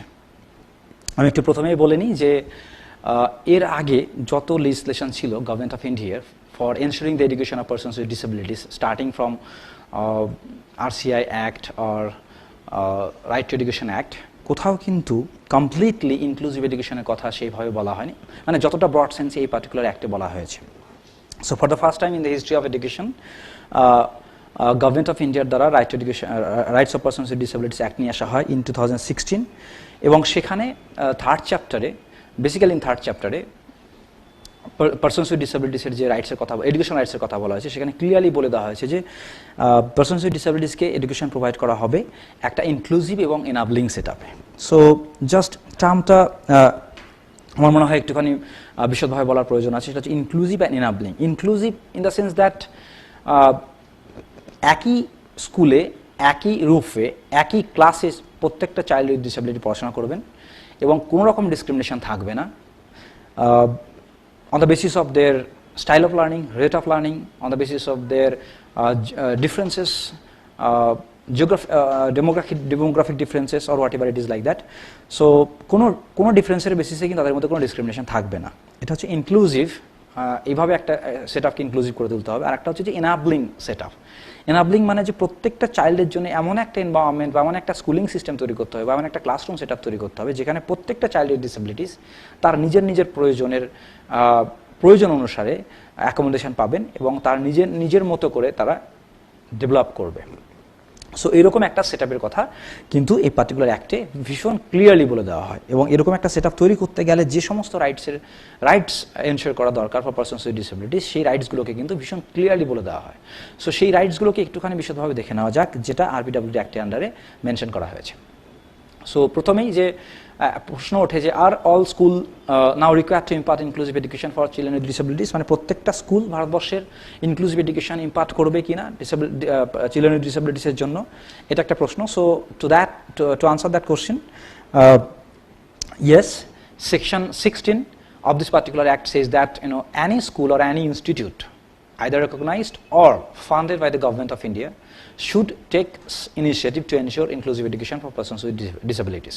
So প্রত্যেকটা স্কুল ফান্ডেড হোক অর বা প্রত্যেকটা স্কুল বা ইনস্টিটিউট ফান্ডেড হোক বা রেকগনাইজড হোক গভর্নমেন্ট অফ ইন্ডিয়ার দ্বারা, তারা কিন্তু সকলেই ইনক্লুসিভ এডুকেশন প্রোভাইড করবে পারসনস উইথ ডিসেবিলিটিসের জন্য, এবং এটা কিন্তু ক্লিয়ারলি এই অ্যাক্টের সেকশন 16 বলে দেওয়া হয়েছে, এবং অ্যাপ্রোপ্রিয়েট গভর্নমেন্ট তার জন্য প্রয়োজনীয় পদক্ষেপ নেবেন।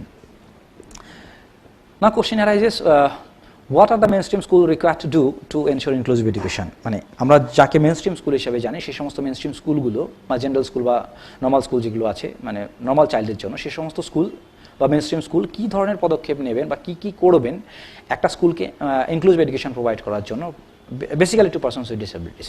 So the first thing that was mentioned under this particular act is that it should admit all children with disabilities without any discrimination. মানে প্রত্যেকটা চাইল্ডকে কিন্তু স্কুলে অ্যাডমিট করতেই হবে without any discrimination on any গ্রাউন্ডগুলো কী কী হতে পারে, এজ হতে পারে, জেন্ডার হতে পারে, সোশিও ইকোনমিক ব্যাকগ্রাউন্ড হতে পারে, কাস্ট হতে পারে, কালার হতে পারে, সোশ্যাল ক্যাটেগরি হতে পারে, বা স্টাইল অফ লার্নিং হতে পারে, রেট অফ লার্নিং হতে পারে, টাইপ অফ ডিফারেন্ট ডিসেবিলিটিস হতে পারে, বা severity of different types of disabilities হতে পারে, or types of severities of different types of disabilities হতে পারে। সো কোনো কিছুর উপরে বেস করে কিন্তু কোনো চাইল্ডকে স্কুলে অ্যাডমিশন দেওয়ার ক্ষেত্রে ডিনাই করা যাবে না, অর্থাৎ প্রত্যেকটা চাইল্ড উইথ ডিসেবিলিটিসকে কিন্তু মেইনস্ট্রিম স্কুলে অ্যাডমিশন দিতে হবে।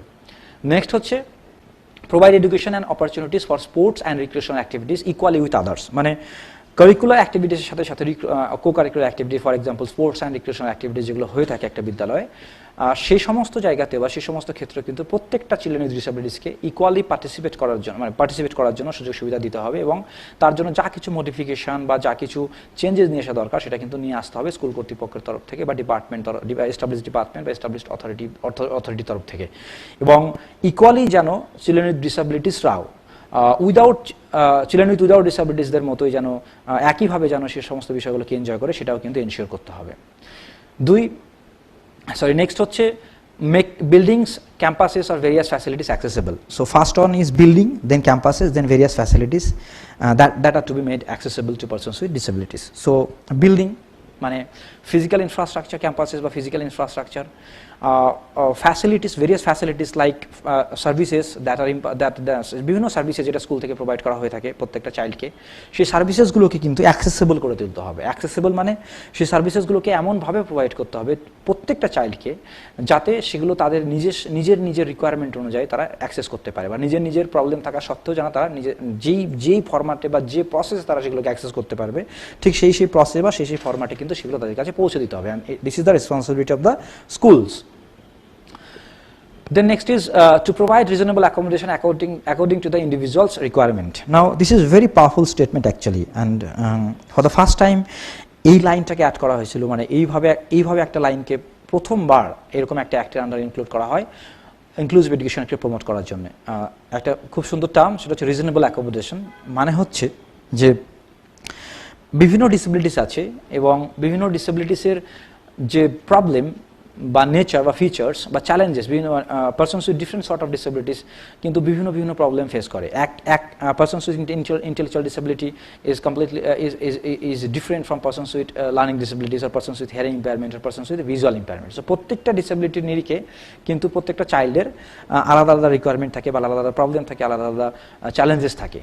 তো সেইগুলোকে মাথায় রাখতে হবে, এবং তাদের প্রত্যেকটি চাইল্ডের ইন্ডিভিজুয়াল নিডকে মাথায় রেখে তাদেরকে কিন্তু অ্যাকোমোডেশন প্রোভাইড করতে হবে ইন এ রিজনেবল, মানে একটা লজিস্টিক, একটা সায়েন্টিফিক, এবং একটা আনকম্প্রোমাইজিং ওয়েতে, মানে কোনো রকম কোনো কম্প্রোমাইজ করা যাবে না, মানে একটা রিজনেবল ওয়েতে কিন্তু তাদেরকে যে সমস্ত সুযোগ সুবিধা বা যে ফ্যাসিলিটিস প্রোভাইড করা দরকার সেগুলো প্রোভাইড করতে হবে। নেক্সট হচ্ছে to provide necessary individualize support and environment that maximize academic and social development in consistent with the goal of full inclusion. So the term individualized support and environment, মানে স্কুলের এটাও দায়িত্ব যে প্রত্যেকটা চাইল্ডকে তার ইন্ডিভিজুয়াল নিড অনুযায়ী তাকে সাপোর্ট সিস্টেম প্রোভাইড করতে হবে, এবং এই দায়িত্ব কিন্তু স্কুলকে নিতে হবে, একটা মেইনস্ট্রিম স্কুলকে নিতে হবে। সঙ্গে আরেকটি শব্দ এখানে আসে, সেটা হচ্ছে এনভায়রনমেন্ট। যে স্কুল এনভায়রনমেন্ট যেটা আছে, স্কুল এনভায়রনমেন্ট কিন্তু অনেক রকমের হতে পারে। For example physical environment, social environment, mental environment, cultural environment, আর রিলিজিয়াস এনভায়রনমেন্ট, আর spiritual environment, whatever it is, মানে এইরকম কিন্তু অনেকগুলো এনভায়রনমেন্ট হতে পারে। সো স্কুল কর্তৃপক্ষকে কিন্তু প্রত্যেকটা এনভায়রনমেন্ট যেন ইনক্লুসিভ হয় বা অ্যাক্সেসিবল হয়, এবং প্রত্যেকটা এনভায়রনমেন্ট যেন এমন হয় যেখানে একটা চাইল্ড উইথ ডিসেবিলিটি তার ম্যাক্সিমাম ডেভেলপমেন্ট ঘটাতে পারবে, এরকম টাইপের একটা এনভায়রনমেন্ট কিন্তু স্কুলকে এনশিওর করতে হবে। সো সেই বিষয়টিকে কিন্তু স্কুলকে মাথায় রাখতে হবে। Next হচ্ছে to ensure that education to persons who are blind and deaf or both is imparted in the most appropriate language or modes and means of communication. মানে যদি স্কুলে ব্লাইন্ড বা ডেফ অথবা ডেফ ব্লাইন্ড চাইল্ড থাকে, তাহলে তাদেরকে education provide করতে হবে মোস্ট অ্যাপ্রোপ্রিয়েট ল্যাঙ্গুয়েজ, মানে তারা যে ল্যাঙ্গুয়েজে সেটা ল্যাঙ্গুয়েজের মধ্যে দিয়ে সেই এডুকেশনকে নিতে পারে। For example alternative and augmentative sort of ল্যাঙ্গুয়েজকে ইন্ট্রোডিউস করা যেতে পারে, সাইন ল্যাঙ্গুয়েজকে ইন্ট্রোডিউস করা যেতে পারে, বা মোড অফ কমিউনিকেশনকে চেঞ্জ করে দেওয়া যেতে পারে, বা মিনস অফ কমিউনিকেশনকে চেঞ্জ করা যেতে পারে। সো যে চেঞ্জেসগুলো নিয়ে আসা প্রয়োজন, ঠিক সেই চেঞ্জেসগুলোকে নিয়ে আসতে হবে, মাথায় রেখে যে কোন চাইল্ডের কি দরকার, স্পেসিফিক্যালি যখন আমাদের স্কুলে ব্লাইন্ড বা ডেফ ব্লাইন্ড চাইল্ড থাকবে। তো এটাও কিন্তু মানে খুব সুন্দরভাবে এই পার্টিকুলার অ্যাক্টের আন্ডারে বলে দেওয়া হয়েছে। নেক্সট হচ্ছে to detect, the school will detect specific learning disabilities in children at the earliest and the suitable pedagogical and the other measures to overcome them. মানে স্কুলের এটাও দায়িত্ব হয়ে দাঁড়িয়েছে যে স্পেসিফিক লার্নিং ডিসেবিলিটিসকে ডিটেক্ট করতে হবে, যতটা আর্লি এজে সম্ভব ঠিক ততটাই। এবং আরেকটা জিনিস এখানে বলে নেওয়া দরকার যে স্পেসিফিক লার্নিং ডিসেবিলিটিসের অনেকগুলো ক্লাসিফিকেশন থাকে, যেমন ডিসলেক্সিয়া, ডিসগ্রাফিয়া, ডিসক্যালকুলিয়া, ডিসপ্র্যাক্সিয়া, এরকম প্রচুর টাইপ থাকে। সো এই ধরনের পারসনস উইথ ডিসেবিলিটিসকে ডিটেক্ট করতে হবে যতটা কম এজে সম্ভব, কারণ যত কম এজ থেকে তাদেরকে অ্যাপ্রোপ্রিয়েট ওয়েতে ইন্টারভেনশন বা তাদেরকে সাপোর্ট সিস্টেম প্রোভাইড করা হবে, তাদের মধ্যে কিন্তু সাকসেস রেট স্কুল এডুকেশন সিস্টেমের ক্ষেত্রে, মানে এডুকেশন পাওয়ার ক্ষেত্রে এবং এডুকেশন সেক্টরে তাদের সাকসেস পাওয়ার বিষয়টা কিন্তু ততটা ভালো হবে। সো যতটা সম্ভব আর্লি এজে এদেরকে ডিটেক্ট করা এবং অ্যাপ্রোপ্রিয়েট মেজার্স বা ইনিশিয়েটিভ নেওয়া যাতে তাদেরকে সাপোর্ট করা যেতে পারে, এটাও কিন্তু একটা স্কুলের দায়িত্ব হয়ে দাঁড়িয়েছে এই অ্যাক্টটি আসার পর। তারপর monitoring or monitor participation and progress in terms of attainment levels and completion of education in respect of every student with disabilities, মানে প্রত্যেকটা চাইল্ডের মানে পার্টিসিপেশন কেমন স্কুলে বা স্কুলের অ্যাক্টিভিটিসগুলোতে, এবং তাদের প্রোগ্রেশন কেমনভাবে হচ্ছে স্কুলে এবং তাদের বিভিন্ন কোর্সে কীভাবে কতটা তাদের প্রোগ্রেস হচ্ছে, আদৌ ঠিকঠাক প্রোগ্রেস হচ্ছে কিনা, সেই বিষয়গুলোকে মনিটর করা এবং সেগুলো সম্পর্কে একটা রেকর্ড মেনটেন করা এবং অ্যাকর্ডিংলি তার জন্য সাপোর্ট সিস্টেম ডেভেলপ করা বা একটা ইন্টারভেনশন প্ল্যান ডেভেলপ করা কিন্তু স্কুলের দায়িত্ব। Then to provide transport facilities to children with disabilities and also to provide attendant of the children with disabilities having high support need, মানে ট্রান্সপোর্ট ফ্যাসিলিটিস প্রোভাইড করতে হবে চাইল্ডদেরকে। অ্যাট দ্য সেম টাইম যদি কোনো চাইল্ডের disability severe type হয় এবং তাদের যদি high support need থাকে, মানে এক্সটেন্সিভলি সাপোর্ট দেওয়ার যদি প্রয়োজন হয়, তাহলে অ্যাটেন্ডেন্টের বা কেয়ার গিভারের প্রভিশন কিন্তু স্কুলকে রাখতে হবে। এটাও এই পার্টিকুলার অ্যাক্টের আন্ডারে মানে খুব সুন্দরভাবে বলে দেওয়া হয়েছে। Now let us see what are the measures that can be undertaken by the governments to make inclusive education a reality. মানে ইনক্লুসিভ এডুকেশনকে একটা বাস্তব রূপ দিতে গেলে গভর্নমেন্টের তরফ থেকে কি ইনিশিয়েটিভ নেওয়া যেতে পারে এবং এই অ্যাক্টের আন্ডারে বেসিক্যালি কি ইনিশিয়েটিভ গভর্নমেন্টের তরফ থেকে নেওয়া যেতে পারে, সেটাও এই অ্যাক্টের আন্ডারে খুব সুন্দরভাবে বলে দেওয়া হয়েছে basically in section 17 of this particular act. So দেখে নেওয়া যাক সেগুলো কি বলছে যে local authorities to conduct survey of school going children every 5 years to identify children with disabilities, ascertaining their special needs and the extent to which these are being met. মানে স্কুলকে appropriate ডিপার্টমেন্টকে বা অথরিটিসকে দায়িত্ব নিয়ে প্রতি 5 বছর অন্তর কিন্তু একটা সার্ভে করতে হবে স্কুলে, এবং সেখানে প্রত্যেকটা স্কুলে বা প্রত্যেকটা স্কুলে কতজন চাইল্ড আছে সেটাকে ডিটেক্ট করতে হবে, কী ডিসেবিলিটিস আছে, তাদের কীভাবে প্রোগ্রেস হচ্ছে, তারা ঠিকঠাক সার্ভিসেসগুলো পাচ্ছে কি না, বা তাদের যে প্রয়োজন আছে সেই প্রয়োজন মেটানো হচ্ছে কি না, সেই সমস্ত বিষয়ে একটা কমপ্লিট অ্যাকাউন্ট তৈরি করতে হবে বা কমপ্লিট রিপোর্ট তৈরি করতে হবে একটা সার্ভের মধ্যে দিয়ে। এটা কিন্তু একটা গভর্নমেন্টের এস্টাবলিশ ডিপার্টমেন্ট বা অথরাইজড পার্সনদের কিন্তু একটা দায়িত্বের মধ্যে পড়ে যাচ্ছে এই পার্টিকুলার অ্যাক্টের মধ্যে, এটা বলে দেওয়া হয়েছে। Next, establish adequate number of teachers training institution. So একটু আগে আমি যেটা বলছিলাম যে আরসিআই বেসিক্যালি রিহ্যাব প্রফেশনালদের ট্রেনিং এবং রিহ্যাব প্রফেশনাল তৈরি করার ক্ষেত্রে বিভিন্ন কোর্সেস রান করে থাকেন। অ্যাট দ্য সেম টাইম 2014-এর পর NCT national council for teacher education যে টিচার্স ট্রেনিং প্রোগ্রাম রান করছেন, সেটা বিএড হোক বা জেনারেল এমএড হোক, সেখানেও সিলেবাসকে যেভাবে মডিফাই করা হয়েছে এবং ইনক্লুসিভ এডুকেশনের পার্সপেক্টিভকে বা স্পেশাল এডুকেশনের পার্সপেক্টিভ বা ডিসেবিলিটি পার্সপেক্টিভে যেভাবে সিলেবাসে ইন্টিগ্রাল পার্ট করে দেওয়া হয়েছে, টিচারদেরকে বা উডবি টিচারদেরকে ডিসেবিলিটি এবং ইনক্লুসিভ এডুকেশন সম্পর্কে অবগত করার জন্যে। সো এক্ষেত্রে আমি একটা জিনিস বলতে চাই যে আরসিআই এবং এনসিটি দুটো স্ট্যাচুটরি বডিকে কিন্তু কোলাবোরেটিভলি কাজ করতে হবে যাতে এরা অ্যাডিকুয়েট পরিমাণে বা বেশি পরিমাণে টিচার্স তৈরি করতে পারেন এবং তারা যেন কম্পিটেন্ট হয় এবং কোয়ালিফাইড হয় পারসনস উইথ ডিসেবিলিটিসদের ডিল করার জন্য। এবং এই অ্যাক্টের আন্ডারে স্পেসিফিক্যালি বলে দেওয়া হয় যে পরিমাণ টিচার্স ট্রেনিং ইনস্টিটিউট আছেন যারা ইনক্লুসিভ এডুকেশনকে এক্সিকিউট করার জন্য যে টিচার দরকার সেই ধরনের টিচার তৈরি করছে তার সংখ্যা কিন্তু খুবই কম। সো এই অ্যাক্টের আন্ডারে বলা হয় যে অ্যাডিকুয়েট পরিমাণ টিচার্স ট্রেনিং ইনস্টিটিউশনকে এস্টাবলিশ করতে হবে এবং আরও বেশি পরিমাণ কোর্সেস ইন্ট্রোডিউস করতে হবে, আরও বেশি পরিমাণ হিউম্যান রিসোর্স ডেভেলপ করতে হবে এই পার্টিকুলার ফিল্ডে, so that inclusive education can get a reality. Then train and employ teachers including teachers with disability. So এই অ্যাক্টের আন্ডারে বলা হয়েছে যে টিচারদেরকে ট্রেনিং দিতে হবে আরও বেশি করে, এবং কোয়ালিফাইড এবং কম্পিটেন্ট টিচার যারা স্পেশাল চাইল্ডকে ডিল করতে পারে সেই সমস্ত টিচারকে কিন্তু এমপ্লয় করতে হবে স্কুলে, যাতে প্রত্যেকটি চাইল্ড উইথ ডিসেবিলিটি যারা স্কুলমুখী হচ্ছে তারা অ্যাডিকুয়েট ট্রেনিং পায় বা অ্যাডিকুয়েট সাপোর্ট পায় বা সুবিধা পায় টিচার্সের তরফ থেকে বা স্কুলের তরফ থেকে। Then training of professionals and staffs to support inclusive education at all levels of school education. So inclusive এডুকেশনকে যদি বাস্তবায়িত করতে হয় বা ইনক্লুসিভ এডুকেশনকে যদি একটা রিয়ালিটিতে রূপান্তরিত করতে হয়, তাহলে কিন্তু শুধুমাত্র টিচারদের দ্বারা এটা সম্ভব হবে না, সঙ্গে সঙ্গে আরও অনেক ধরনের প্রফেশনাল থাকতে হবে, প্যারা প্রফেশনাল থাকতে হবে। ফর এক্সাম্পল অডিওলজিস্ট থাকতে হবে, থেরাপিস্ট থাকতে হবে, কাউন্সিলর থাকতে হবে, বা স্টাফ থাকতে হবে, কেয়ার গিভার্স থাকতে হবে। সো এই ধরনের যে প্রফেশনাল রয়েছেন বা প্যারা প্রফেশনাল রয়েছেন বা সাপোর্টিভ প্রফেশনাল রয়েছেন, সেই সমস্ত প্রফেশনালদেরও কিন্তু ট্রেনিংয়ের ব্যবস্থা করতে হবে যাতে এবং রিক্রুটমেন্টের ব্যবস্থা করতে হবে যাতে এই সমস্ত প্রফেশনালকে স্কুলের আওতায় নিয়ে আসা হয়, এবং পারসনস উইথ ডিসেবিলিটিস যে স্পেসিফিক নিড সেটাকে মিট করার মধ্যে দিয়ে ইনক্লুসিভ এডুকেশনের স্বপ্নকে বাস্তব রূপ দেওয়া যেতে পারে। Then establish adequate number of resource centers to support inclusive education at all levels of school education. So এই অ্যাক্টের আন্ডারে পরিষ্কারভাবে বলে দেওয়া হয়েছে যে প্রত্যেকটি যত বেশি পরিমাণে সম্ভব একটি স্কুলে এবং একটা স্কুলের বিভিন্ন লেভেলে কিন্তু রিসোর্স সেন্টার এস্টাবলিশ করতে হবে। রিসোর্স সেন্টার কি জন্য? কারণ এই রিসোর্স সেন্টারের মধ্যে দিয়ে যে রিসোর্সেস বা সাপোর্ট সিস্টেম প্রোভাইড করা যেতে পারে পারসনস উইথ ডিসেবিলিটিসকে যখন তারা স্কুলে আসে এবং সেই স্কুলে এডুকেশন নিচ্ছে। তো রিসোর্স সেন্টারের সংখ্যা খুবই কম, সো রিসোর্স সেন্টারের সংখ্যা বাড়াতে হবে এবং প্রত্যেকটা স্কুলেই বিভিন্ন লেভেলের জন্য বিভিন্ন রিসোর্স সেন্টার কিন্তু এস্টাবলিশ করতে হবে, and for that reason the government has to take initiative, এবং এটাও কিন্তু এই পার্টিকুলার অ্যাক্টের আন্ডারে খুব সুন্দরভাবে বলে দেওয়া হয়েছে। দেন বলছে promote the use of appropriate augmentative and alternative modes including means and format of communication like braille or sign language to supplement the use of one's own speech to fulfill the daily communication needs of persons with speech and communication or language disability. So আমাদের স্কুলে অনেক child পড়তে আসে, অনেক persons with disabilities পড়তে আসে যাদের speech problem আছে বা ল্যাঙ্গুয়েজ প্রবলেম আছে বা কমিউনিকেশন প্রবলেম আছে। তাদের জন্য alternative form of communication process বা alternative form of information dissemination process কিন্তু এঙ্গেজ করতে হবে বা এমপ্লয় করতে হবে, যাতে এরা যেই প্রসেসে বা যেই মোডে ইনফরমেশন অ্যাক্সেস করতে পারে সেই মোড বা সেই প্রসেসের মধ্যে দিয়ে ইনফরমেশনগুলো পায়, এর জন্য কিন্তু কর্তৃপক্ষকে দায়িত্ব নিতে হবে। এটাও কিন্তু এ পার্টিকুলার অ্যাক্টে বলা হয়েছে।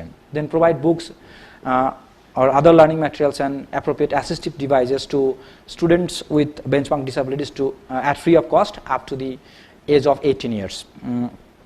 বেসিক্যালি বুকস প্রোভাইড করা বা বিভিন্ন লার্নিং ম্যাটেরিয়াল বা টিচিং লার্নিং ম্যাটেরিয়াল প্রোভাইড করতে হবে। Specifically assistive technology and devices provide করা যেতে পারে স্টুডেন্টস উইথ ডিসেবিলিটিসকে, স্পেসিফিক্যালি স্টুডেন্টস উইথ বেঞ্চমার্ক ডিসেবিলিটিসকে অ্যাট ফ্রি অফ কস্ট 18 বছর বয়স পর্যন্ত। এটাও এই বিষয়টিকেও গভর্নমেন্টকে দেখতে হবে বা কনসার্ন ডিপার্টমেন্টকে দেখতে হবে এবং এটা ইনশিওর করতে হবে।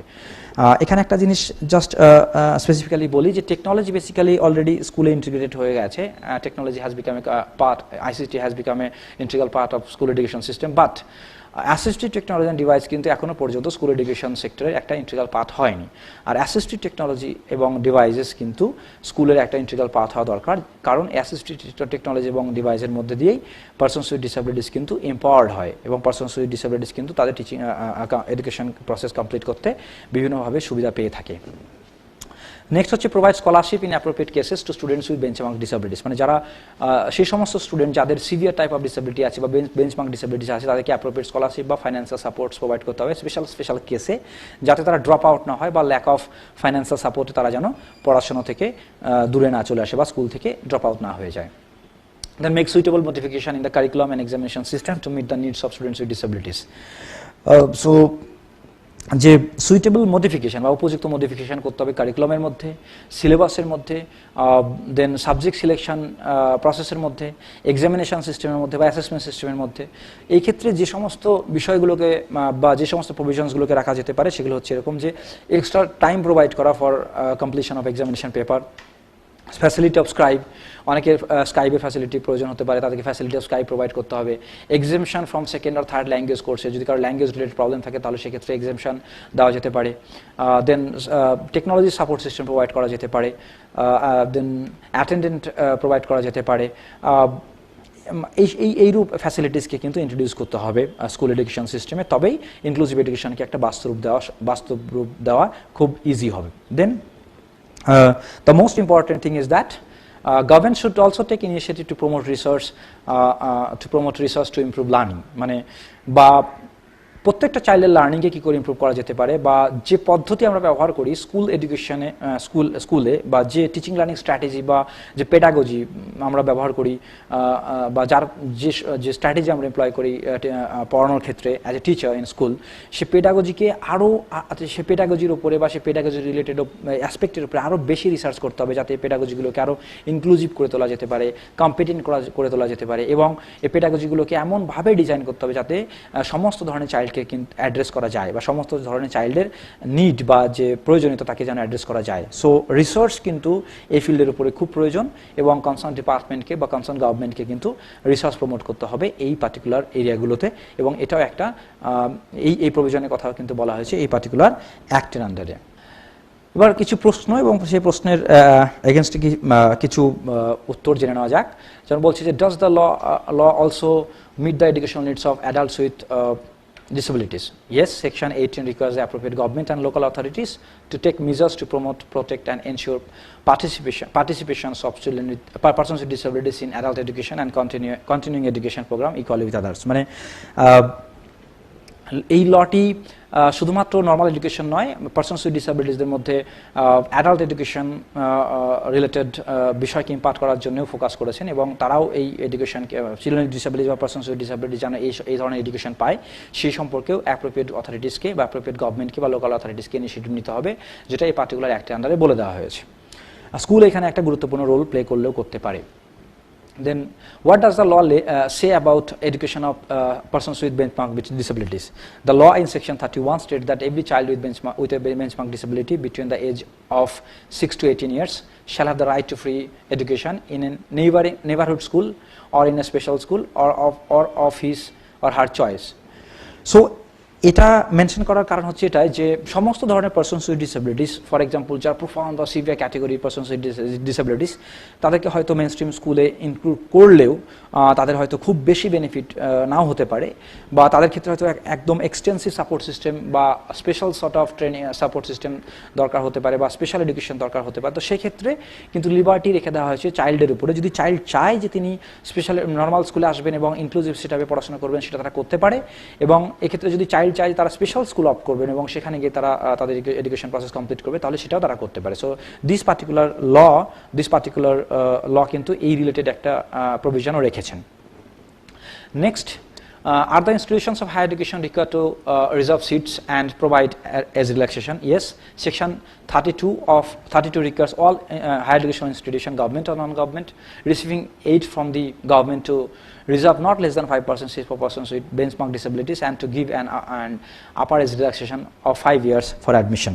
So শুধুমাত্র স্কুলই নয়, যদি কোনো persons with disabilities high education সেক্টরে যাচ্ছেন, সেখানে কোনো পার্টিকুলার কোর্সে অ্যাডমিশন হতে যাচ্ছেন, সেখানে সেই ক্ষেত্রেও বোথ গভর্নমেন্ট এবং নন গভর্নমেন্ট হাই এডুকেশন ইনস্টিটিউটকে রিজার্ভেশন পলিসি ফলো করতে হবে, এবং সেটা 5% রিজার্ভেশন 5% সিট রিজার্ভ রাখতে হবে পার্টিকুলার পারসনস উইথ ডিসেবিলিটিসের জন্য, এবং এজের ক্ষেত্রে একটা রিল্যাক্সেশনের বিষয় থাকে, যেটা এই পার্টিকুলার অ্যাক্টে বলে দেওয়া হয়েছে। এই বিষয়টি বলার কারণ হচ্ছে এটাই যে পারসনস উইথ ডিসেবিলিটিসকে হাই এডুকেশনে যাতে আরও বেশি করে নিয়ে আসা যায়, কারণ এরা হাই এডুকেশনে এলে তবেই এদের প্রবলেম রিলেটেড ইস্যুসগুলো সম্পর্কে ভয়েস রেজ করতে পারবে, এবং এই প্রবলেম রিলেটেড এদের যে প্রবলেম থাকে সেই প্রবলেম রিলেটেড প্রবলেমগুলোকে নিয়ে রিসার্চ করতে পারে, এবং তার একটা আলটিমেট সলিউশনে তারা আসতে পারে খুব সুন্দরভাবে। সো এই জন্য কিন্তু এই অ্যাক্টে এই বিষয়টি খুব সুন্দরভাবে বলে দেওয়া হয়েছে। Next, impact of rights of persons with disabilities act on establishment. So দেখে নেওয়া যাক যে এই আরপিডব্লিউডি অ্যাক্টের ইম্প্যাক্ট কী ছিল বিভিন্ন এস্টাবলিশমেন্টের উপরে। এটা বলছে যে horizontal maintenance of records of persons with disabilities in relation to matters of employment, facilities provided and other associated information as prescribed. মানে এই অ্যাক্টে স্পেসিফিক্যালি বলে দেওয়া হয় যে পারসনস উইথ ডিসেবিলিটি সম্পর্কে একটা ডেটা মেনটেন করতে হবে, তাদের তাদের তাদের তাদের বিভিন্ন বিষয় সম্পর্কে ডেটা মেনটেন করতে হবে, সেটা এমপ্লয়মেন্ট রিলেটেড হোক বা অ্যাডমিশন রিলেটেড হোক, বা অ্যাডমিশন হওয়ার পর কত সংখ্যক স্টুডেন্টস উইথ ডিসেবিলিটিস স্কুল থেকে এডুকেশন কমপ্লিট করে বেরোচ্ছে বা ড্রপ আউট হয়ে যাচ্ছে, কেন ড্রপ আউট হচ্ছে, তারা আদৌ ঠিকঠাক ফ্যাসিলিটিস পাচ্ছে কিনা, সেই সমস্ত ডেটা কিন্তু মেনটেন করতে হবে, সেই সমস্ত ডেটা বা ইনফরমেশন কিন্তু মেনটেন করতে হবে, এবং এই ডেটার উপরে বেস করে পরবর্তীকালে কিন্তু ইন্টারভেনশন স্ট্র্যাটেজি প্ল্যান করা যেতে পারে। So maintenance of record of persons with disabilities is very important বিষয়, মানে ইজ ভেরি ইম্পর্টেন্ট ম্যাটার, এবং এটাকে কিন্তু এই পার্টিকুলার অ্যাক্ট আন্ডারে খুব সুন্দরভাবে বলা হয়েছে, এর ইম্পর্টেন্সের কথা কিন্তু বলা হয়েছে। Then also further, no establishment will be granted permission to build any structure or issue a certificate of completion or be permitted to take occupation if the establishment does not comply with the RPWD rules. মানে এই particular বিষয়টি বলার মানে হচ্ছে এটাই যে already যে established infrastructure রয়ে গেছে বিভিন্ন স্কুল বা কলেজ বা ইউনিভার্সিটির, বিশেষ করে স্কুল এডুকেশনের ক্ষেত্রে, যে অলরেডি স্কুল যেগুলো build up school already building তৈরি হয়ে গেছে, সেক্ষেত্রে হয়তো একটা পারমিশন পেয়ে তারা তৈরি হয়েছে, হয়তো এনভায়রনমেন্ট ডিসেবল ফ্রেন্ডলি নাও হতে পারে, ফিজিক্যাল এনভায়রনমেন্ট ডিসেবল ফ্রেন্ডলি নাও হতে পারে, কিন্তু এই ল আসার পর যদি কোনো স্কুলকে কোনো নতুন করে কোনো কনস্ট্রাকশন করতে হয় বা কোনো বিল্ডিং নতুন করে কনস্ট্রাকশন করতে হয়, তাহলে কিন্তু গভর্নমেন্টের অ্যাপ্রোপ্রিয়েট অথরিটির কাছ থেকে পারমিশন নিয়ে করতে হবে, কারণ অ্যাপ্রোপ্রিয়েট অথরিটি দেখবেন যে ওই স্কুলে যে ইনফ্রাস্ট্রাকচার নতুন করে তৈরি হচ্ছে, সেই ইনফ্রাস্ট্রাকচার বা যে ফ্যাসিলিটিস তৈরি হচ্ছে সেগুলো ডিসেবল ফ্রেন্ডলি কি না। যদি ডিসেবল ফ্রেন্ডলি হয় তবেই কিন্তু পারমিশন দেওয়া হবে, নইলে পারমিশন দেওয়া হবে না। So this is also very important thing, এর সঙ্গে এটা বলা হয় যে আপকামিং 5 ইয়ার্সের মধ্যে প্রত্যেকটা স্কুলকেই প্রায় তার যে এস্টাবলিশড ইনফ্রাস্ট্রাকচার আছে বা তার যে অলরেডি বিল্ড আপ ইনফ্রাস্ট্রাকচার বা স্ট্রাকচার আছে সেটাকে যতটা সম্ভব ডিসেবল ফ্রেন্ডলি করে নিতে হবে অ্যাজ পার দি ইনক্লুসিভ লাইন। নেক্সট বলছে this act ম্যান্ডেটস every establishment to formulate an equal opportunity policy in a manner prescribed and register such policy with the chief commissioner or state commissioner as well as wherever it is applicable. So প্রত্যেকটা স্কুলকে বা প্রত্যেকটা ডিপার্টমেন্টকে, বিশেষ করে আমি যখন এখানে স্কুলের কথা বলছি, সো স্কুলের ক্ষেত্রে কিন্তু একটা ইকুয়াল অপরচুনিটি পলিসি, মানে একটা ইকুয়াল অপরচুনিটি পলিসি কিন্তু তৈরি করতে হবে, যেখানে প্রত্যেকটা persons with disabilities irrespective of the differences with regard to the type of disability, nature of disability or severity of the disability, প্রত্যেকটা পারসনস উইথ ডিসেবিলিটিসের যে রাইট সেটাকে যেন অ্যাড্রেস করা যায়, এরকম একটা ইকুয়াল অপরচুনিটি পলিসি তৈরি করতে হবে, পলিসি ডকুমেন্ট তৈরি করতে হবে, এবং সেটা ক্লিয়ারলি প্রত্যেকটা এস্টাবলিশমেন্টে বা স্কুলে থাকবে, এবং অ্যাকর্ডিংলি কিন্তু সেই স্কুল রান করবে, মানে তার কোর্সেস বা সার্ভিস প্রভিশনসগুলোকে, এবং টাইম টু টাইম সেগুলোকে রিভাইজ করতে হবে, যেমন এই অ্যাক্টে বলা হয়েছে। নেক্সট হচ্ছে if a complaint is received from an aggrieved person regarding discrimination on the ground of disability, the head of such establishment is required to initiate action in accordance with the provisions of the RPWD Act.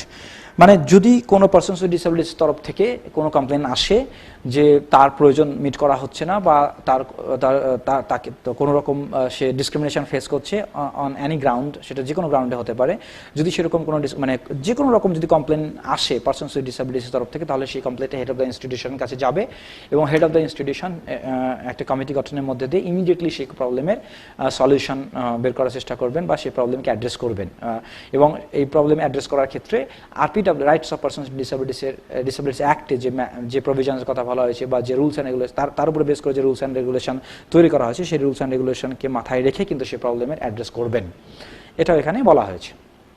Next হচ্ছে government and local authorities shall provide incentives that are within the limits of their economic capacity to establishment to ensure that at least 5% of the workforce comprises of the persons with benchmark disabilities. So গভর্নমেন্টের কাছে আরেকটি দায়িত্ব অর্পণ করে দেওয়া হয় এই particular লয়ের মধ্যে দিয়ে, সেটা হচ্ছে যে গভর্নমেন্ট অথরিটি চেষ্টা করবে যে প্রত্যেকটা ইনস্টিটিউটে বা বিশেষ করে স্কুলেও সেটা হতে পারে যে সেখানে যেন 5% যে এমপ্লয়িজ আছে বা ওয়ার্কফোর্স আছে তারা যেন পারসনস উইথ ডিসেবিলিটিস বা বেঞ্চমার্ক ডিসেবিলিটিস থেকে আসেন, এরকম কিন্তু প্রভিশনের কথা এই পার্টিকুলার অ্যাক্টে বলা হয়েছে।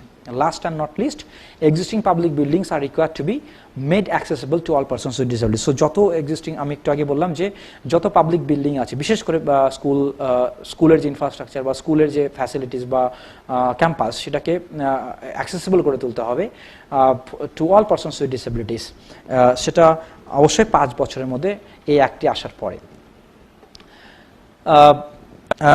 এতক্ষণ আমরা জেনে নিলাম যে ইনক্লুসিভ এডুকেশন তৈরি করতে গেলে বা ইনক্লুসিভ এডুকেশনকে প্রমোট করতে গেলে যে লিগ্যাল পার্সপেক্টিভ বা যে রাইটসের কথা বলা হয়েছে বা বিভিন্ন রেসপন্সিবিলিটির কথা বলা হয়েছে, সেটা এস্টাবলিশমেন্টের জন্য হোক বা কনসার্ন ডিপার্টমেন্টের জন্য হোক বা স্কুলের জন্য হোক, সেগুলো সম্পর্কে আমরা জানলাম। এবার দেখে নেওয়া যাক যে এই রাইটসগুলোকে যদি ভায়োলেট করা হয় তাহলে তাকে কি করে অ্যাড্রেস করা যেতে পারে, যদি ভায়োলেট করা হয় তার এগেনস্টে কি হতে পারে। সো আরপিডব্লিউডি অ্যাক্টে খুব সুন্দরভাবে কিছু পেনাল্টি বা পানিশমেন্টের কথা বলা হয়েছে যদি কোনো অফেন্স করা হয়, যদি কোনো রুলস বা রেগুলেশনসকে ভায়োলেট করা। আরপিডব্লিউডি অ্যাক্টের আন্ডারে যে রাইটসের কথা বলা হয়েছে এবং তার উপরে বেস করে যে রেগুলেশনস তৈরি হয় বা রুলস তৈরি হয় বা যে পলিসি তৈরি করা হয়, সেই পলিসি বা সেই রেগুলেশনস বা রুলসকে যদি ভায়োলেট করা হয় তাহলে সেটা তার যে যিনি ভায়োলেট করছেন বা যে অথরিটি বা যে এস্টাবলিশমেন্ট সেটা ভায়োলেট করছেন তার এগেনস্টে কিছু পেনাল্টিসের প্রভিশন এখানে রয়েছেন। For example, any person who violate the provisions of the RPWD act or any rule or regulation shall be punishable with imprisonment up to 6 months and or a fine of 10,000 or both, or any subsequent violation will cause imprisonment up to 2 years and or a fine of 50,000 to 5 lakhs. So যে rights এবং রেগুলেশনসের কথা বলা হয়েছে বা যে রুলসের কথা বলা হয়েছে পার্টিকুলার অ্যাক্টে, তা যদি ভায়োলেট করে কোনো প্রতিষ্ঠান বা কোনো ব্যক্তি, তাহলে কিন্তু সেক্ষেত্রে 6 মান্থস থেকে 5 ইয়ার্স পর্যন্ত 6 মান্থসে পর্যন্ত ইমপ্রিজনমেন্টে হতে পারে এবং ফাইন হতে পারে 10,000 পর্যন্ত, এবং দুটোই হতে পারে depending on the severity of the the offences done.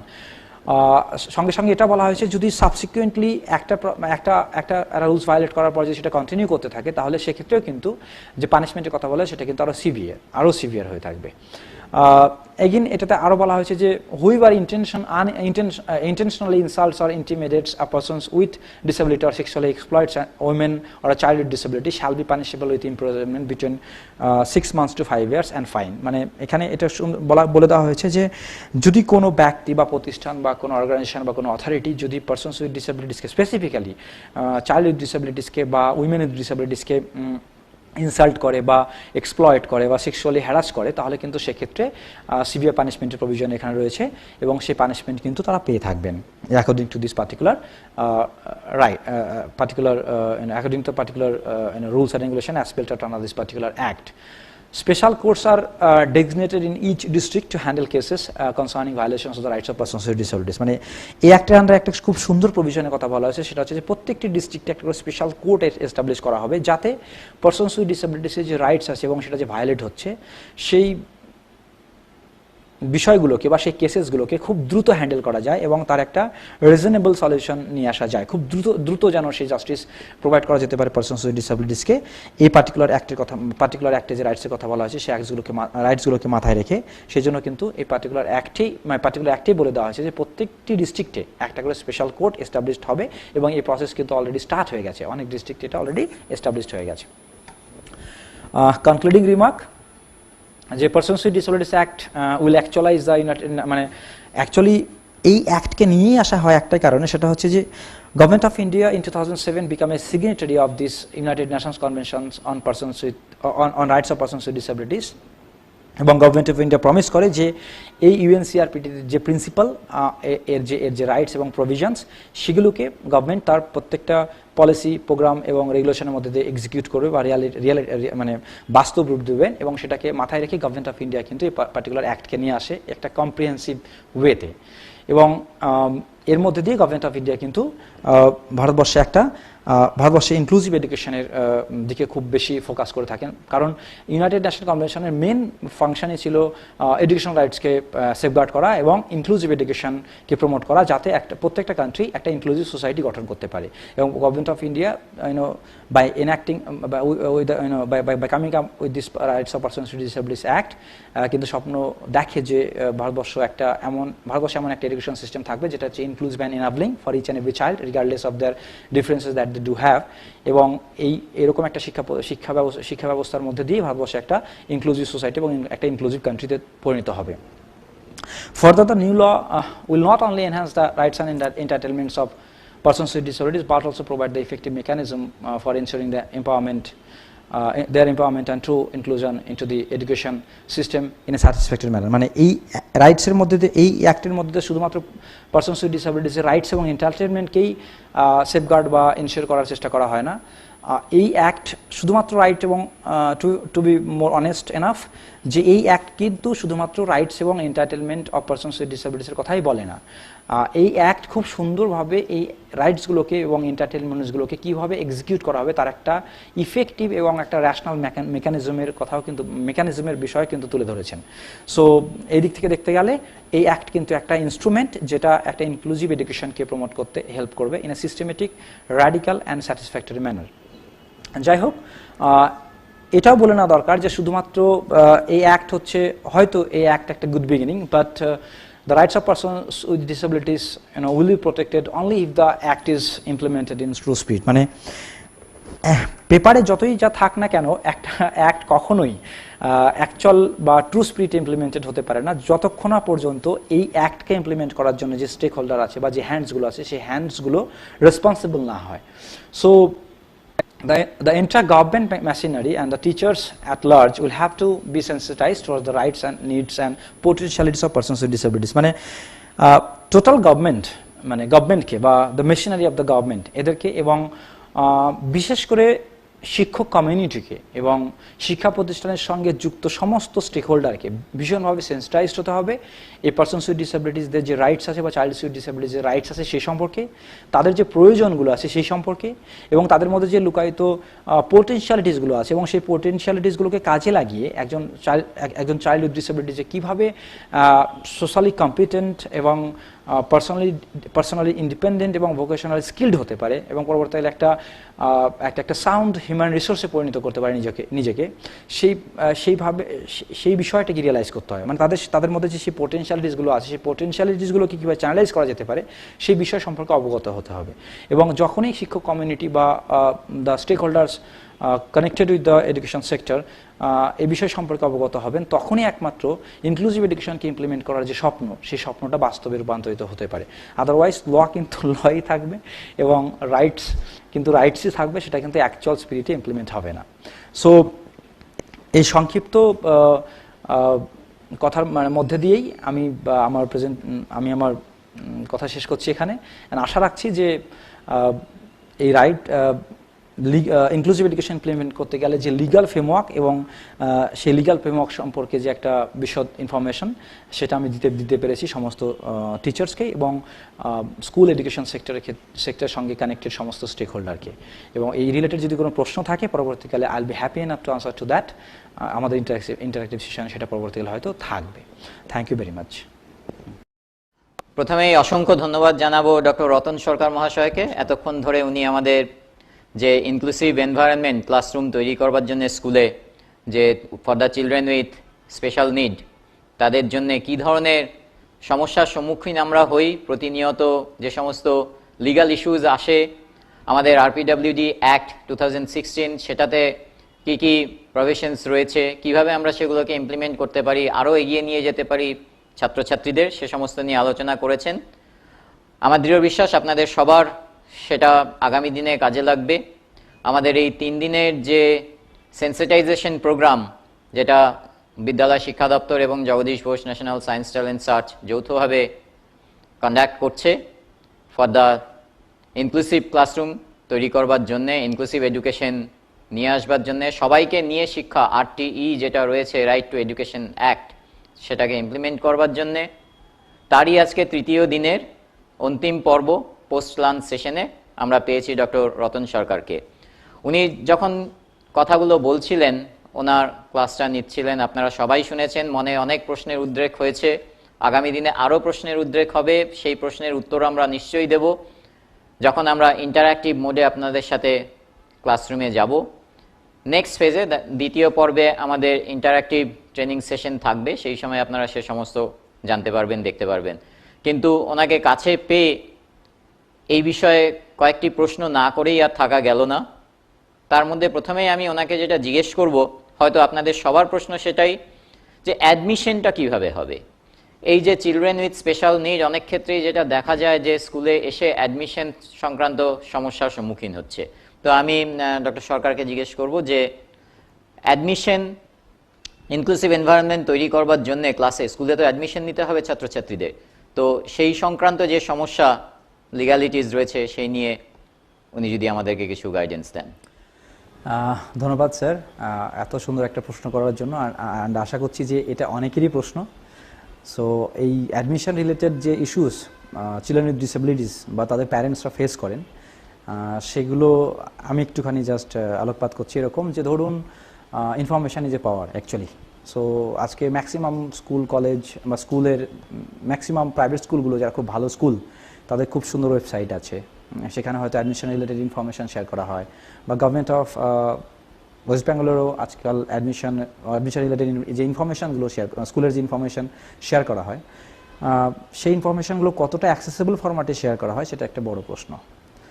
Second হচ্ছে যে অ্যাডমিশনের ক্ষেত্রে অনেক স্কুল এরকমও আছে এখনও পর্যন্ত, যেটা আরটি অ্যাক্টে মেনশন করে দেওয়া হয়েছে যে কোনো স্ক্রিনিং হবে না বা কোনো অ্যাডমিশন টেস্ট হবে না, কিন্তু তা সত্ত্বেও এবং এজ অ্যাপ্রোপ্রিয়েট ক্লাসে স্টুডেন্টসকে অ্যাডমিশন করাতে হবে।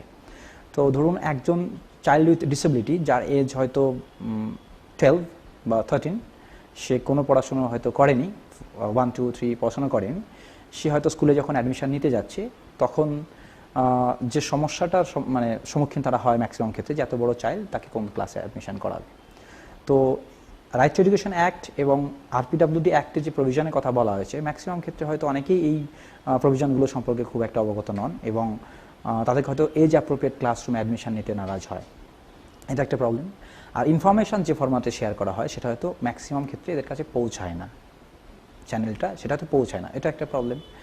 আর যখন যদি স্ক্রিনিং করাও হয় মানে ইনফর্মাল ওয়ে, যে স্ক্রিনিং অ্যাডমিশনের জন্য একটা স্ক্রিনিং যে বেস লেভেল, সাপোজ একটা চাইল্ড হয়তো পড়াশোনা করেনি, তাকে এজ অ্যাপ্রোপ্রিয়েট ক্লাসরুমে যখন অ্যাডমিশন করাতে যাবেন, যদি তার বয়স 8 বা 9 হয়, তাহলে তাকে একটা পার্টিকুলার ক্লাসে ভর্তি করাতে হবে, এজ অ্যাপ্রোপ্রিয়েট ক্লাস, এবং তার জন্য একটা সাপোর্ট সিস্টেম প্রোভাইড করতে হবে যাতে সেই ক্লাসে পড়তে গেলে একটা বেসিক লেভেল কম্পিটেন্সি যেটা থাকা উচিত সেটা যেন গ্রো করে তার মধ্যে, এবং তার জন্য একটা বেস লেভেল অ্যাসেসমেন্ট খুব দরকার।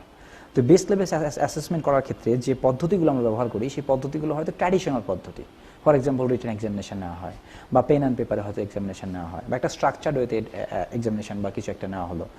তো এর মধ্যে দিয়ে কী হবে, ম্যাক্সিমাম টাইম যে চিলড্রেন উইথ ডিসেবিলিটিস আছে তারা এরকমভাবেই প্রমাণিত হবে যে তারা হয়তো সেই কম্পিটেন্সি তাদের মধ্যে নেই। কারণ যে ফরম্যাটটা আমরা ব্যবহার করছি তাদের অ্যাসেস করার জন্য, তাদের যে বেস লেভেল নলেজ আছে সেটাকে অ্যাসেস করার জন্য, সেই ফরম্যাটটা অ্যাক্সেসিবল ফরম্যাট নয়, বা সেই ফরম্যাটটা এমন নয় যেটা তাদের কন্ডিশনের সাথে রিলেটেড, বা তাদের যে ডিসেবলিং কন্ডিশন আছে সেই কন্ডিশনের সাথে বা কন্ডিশনকে মাথায় রেখে সেই ফরম্যাটটা ডেভেলপ করা হয়নি। তো এই ক্ষেত্রে প্রবলেমগুলো থাকে। তো আমার সাজেশন একটাই হবে এক্ষেত্রে, লিগাল ফ্রেমওয়ার্ক বা লিগাল যে প্রভিশনসগুলো আছে সেগুলোকে মাথায় রেখে, এক, যে স্ক্রিনিং করাটা ফর্মাল হয়তো স্ক্রিনিং করাটা খুব জরুরি নয়, এবং যদি স্ক্রিনিং করাও হয় তাহলে এমন একটা ফরম্যাট বা এমন একটা স্ট্র্যাটেজি ব্যবহার করা হোক যেটা অ্যাক্সেসেবল, যেটা হচ্ছে enabling in nature for persons with disabilities, এবং এর বেসিসে যেন অ্যাডমিশনটা করা হয়, এবং অ্যাডমিশন রিলেটেড স্কুল দপ্তর থেকে হোক বা স্কুলের নিজস্ব পোর্টাল থেকে হোক যে ইনফরমেশানগুলো শেয়ার করা হয় সেই ইনফরমেশানগুলো যেন অ্যাক্সেসেবল ফরম্যাটে শেয়ার করা হয়। তাহলে এই ইনফরমেশানগুলো পারসনস উইথ ডিসেবিলিটিস এবং অ্যাজ ওয়েল অ্যাজ তাদের প্যারেন্টের কাছে পৌঁছাবে সঠিক ওয়েতে, এবং এর দ্বারা কিন্তু অ্যাডমিশন নিতে তাদের মানে যে প্রবলেম ফেস করতে হয় সেই প্রবলেমটা তারা ফেস করবে না। আর একটা বিষয় সেটা হচ্ছে যে অ্যাডমিশন মানে স্কুল অ্যাডমিশন প্রসেসে যে সমস্ত স্টেক হোল্ডাররা ইনভলভ থাকেন তাদেরকে ভীষণভাবে সেন্সিটাইজড হতে হবে যে রাইট টু এডুকেশন অ্যাক্টে কী বলা হচ্ছে, আরপিডব্লিউডি অ্যাক্টে কী করে বলা হচ্ছে, এবং এই যে অ্যাক্সেসিবল ফরম্যাট, অ্যাক্সেসিবিলিটি এবং actual base level of knowledge of children with special needs সেটাকে অ্যাসেস করতে গেলে depending on the nature and features of different sort of disability সেটা কীভাবে ডিফারেন্ট ফরম্যাট ব্যবহার করা যেতে পারে এবং সেই ফরম্যাটগুলো সম্পর্কে তাদেরকে সেন্সিটাইজড হতে হবে। যদি এটা সম্ভব হয় তাহলে মনে হয় যে অ্যাডমিশন পলিসি, যে অ্যাডমিশন প্রসেস সেটা আরও ইনক্লুসিভ হতে পারে, এবং আমরা ম্যাক্সিমাম মানে আমরা সকল ধরনের স্টুডেন্টস উইথ ডিসেবিলিটিসকে কিন্তু স্কুলমুখী করতে পারি এবং তাদেরকে উইদাউট এনি ডিসক্রিমিনেশন আর উইদাউট এনি প্রবলেম ক্রিয়েট না করে তাদেরকে আমরা স্কুলের কিন্তু আওতা নিয়ে আসতে পারি, তারা সুন্দরভাবে আরো স্কুলে এগিয়ে আসতে পারে এবং শিক্ষার ক্ষেত্রে তারা এগিয়ে যেতে পারে। একদমই ঠিক বলেছেন। মানে আমি এই প্রসঙ্গে আরো বলবো যে মনে হয় এটা আমাদের শিক্ষকরা যারা রয়েছেন, শিক্ষক শিক্ষিকা যারা রয়েছেন স্কুলে, তারা যদি ছাত্রছাত্রীদের তো অ্যাডমিশন করানোর সহযোগিতা করতেই হবে, সাথে সাথে প্যারেন্টসদের যদি একটু আগে থেকে ইন্টিমেট করে দেওয়া, বিভিন্ন অ্যাক্টের কথা উনি বলেছেন, সেটা আরটিতে যা বলা আছে বা আরপিডব্লিউডিতে যা বলা আছে সবটাই ইনফরমেশনসগুলো সবই অ্যাভেলেবেল থাকে আমাদের স্কুল শিক্ষা দপ্তর তাদের ওয়েবসাইটে পাওয়া যায়, বা West Bengal Board of Secondary Education তাদের ওয়েবসাইটে পাওয়া যেতে পারে, West Bengal Council for Higher Secondary Education তাদের ওয়েবসাইটেও পাওয়া যেতে পারে। ইনফরমেশনস আর অ্যাভেলেবেল, কিন্তু সেগুলো হয়তো প্রপারলি ছড়িয়ে দেওয়া হয় না, সবার মধ্যে একটু অ্যাওয়ারনেস তৈরি করা হয় না, সেই অ্যাওয়ারনেসটার খুব দরকার রয়েছে। একটু কোঅপারেশন করলেই, একটু অ্যাওয়্যার হলেই আমাদের এই প্রোগ্রামটার one of the objective first ফেজে to sensitize the teachers and certainly through teachers আমরা হয়তো ছাত্রছাত্রীদের বাবা মার কাছেও পৌঁছাবো। তারা যদি একটু এই ধরনের স্পেশালি এবল চিলড্রেন যারা রয়েছে তাদের জন্য তাদের বাবা মাদেরকে একটু অ্যাওয়্যার করে যে এই প্রভিশনস রয়েছে, তাহলেই হয়তো জিনিসটা আরো ইজিয়ার হয়ে যাবে অ্যাডমিশনে। আরেকটি জিনিস স্যার আমি এই প্রসঙ্গে অ্যাড করতে চাই, উইথ ইউর কাইন্ড পারমিশন, যে চাইল্ড অ্যাডমিশন নেবেন এবং তার একটা রাইটস আছে এডুকেশনে ইনক্লুড হওয়ার, অ্যাডমিশন পাওয়ার, এবং সেই রাইটকে স্কুল অথরিটি ডিনাই করতে পারে না। That's a fundamental right of each and every child as per the RPWD act or right to education act.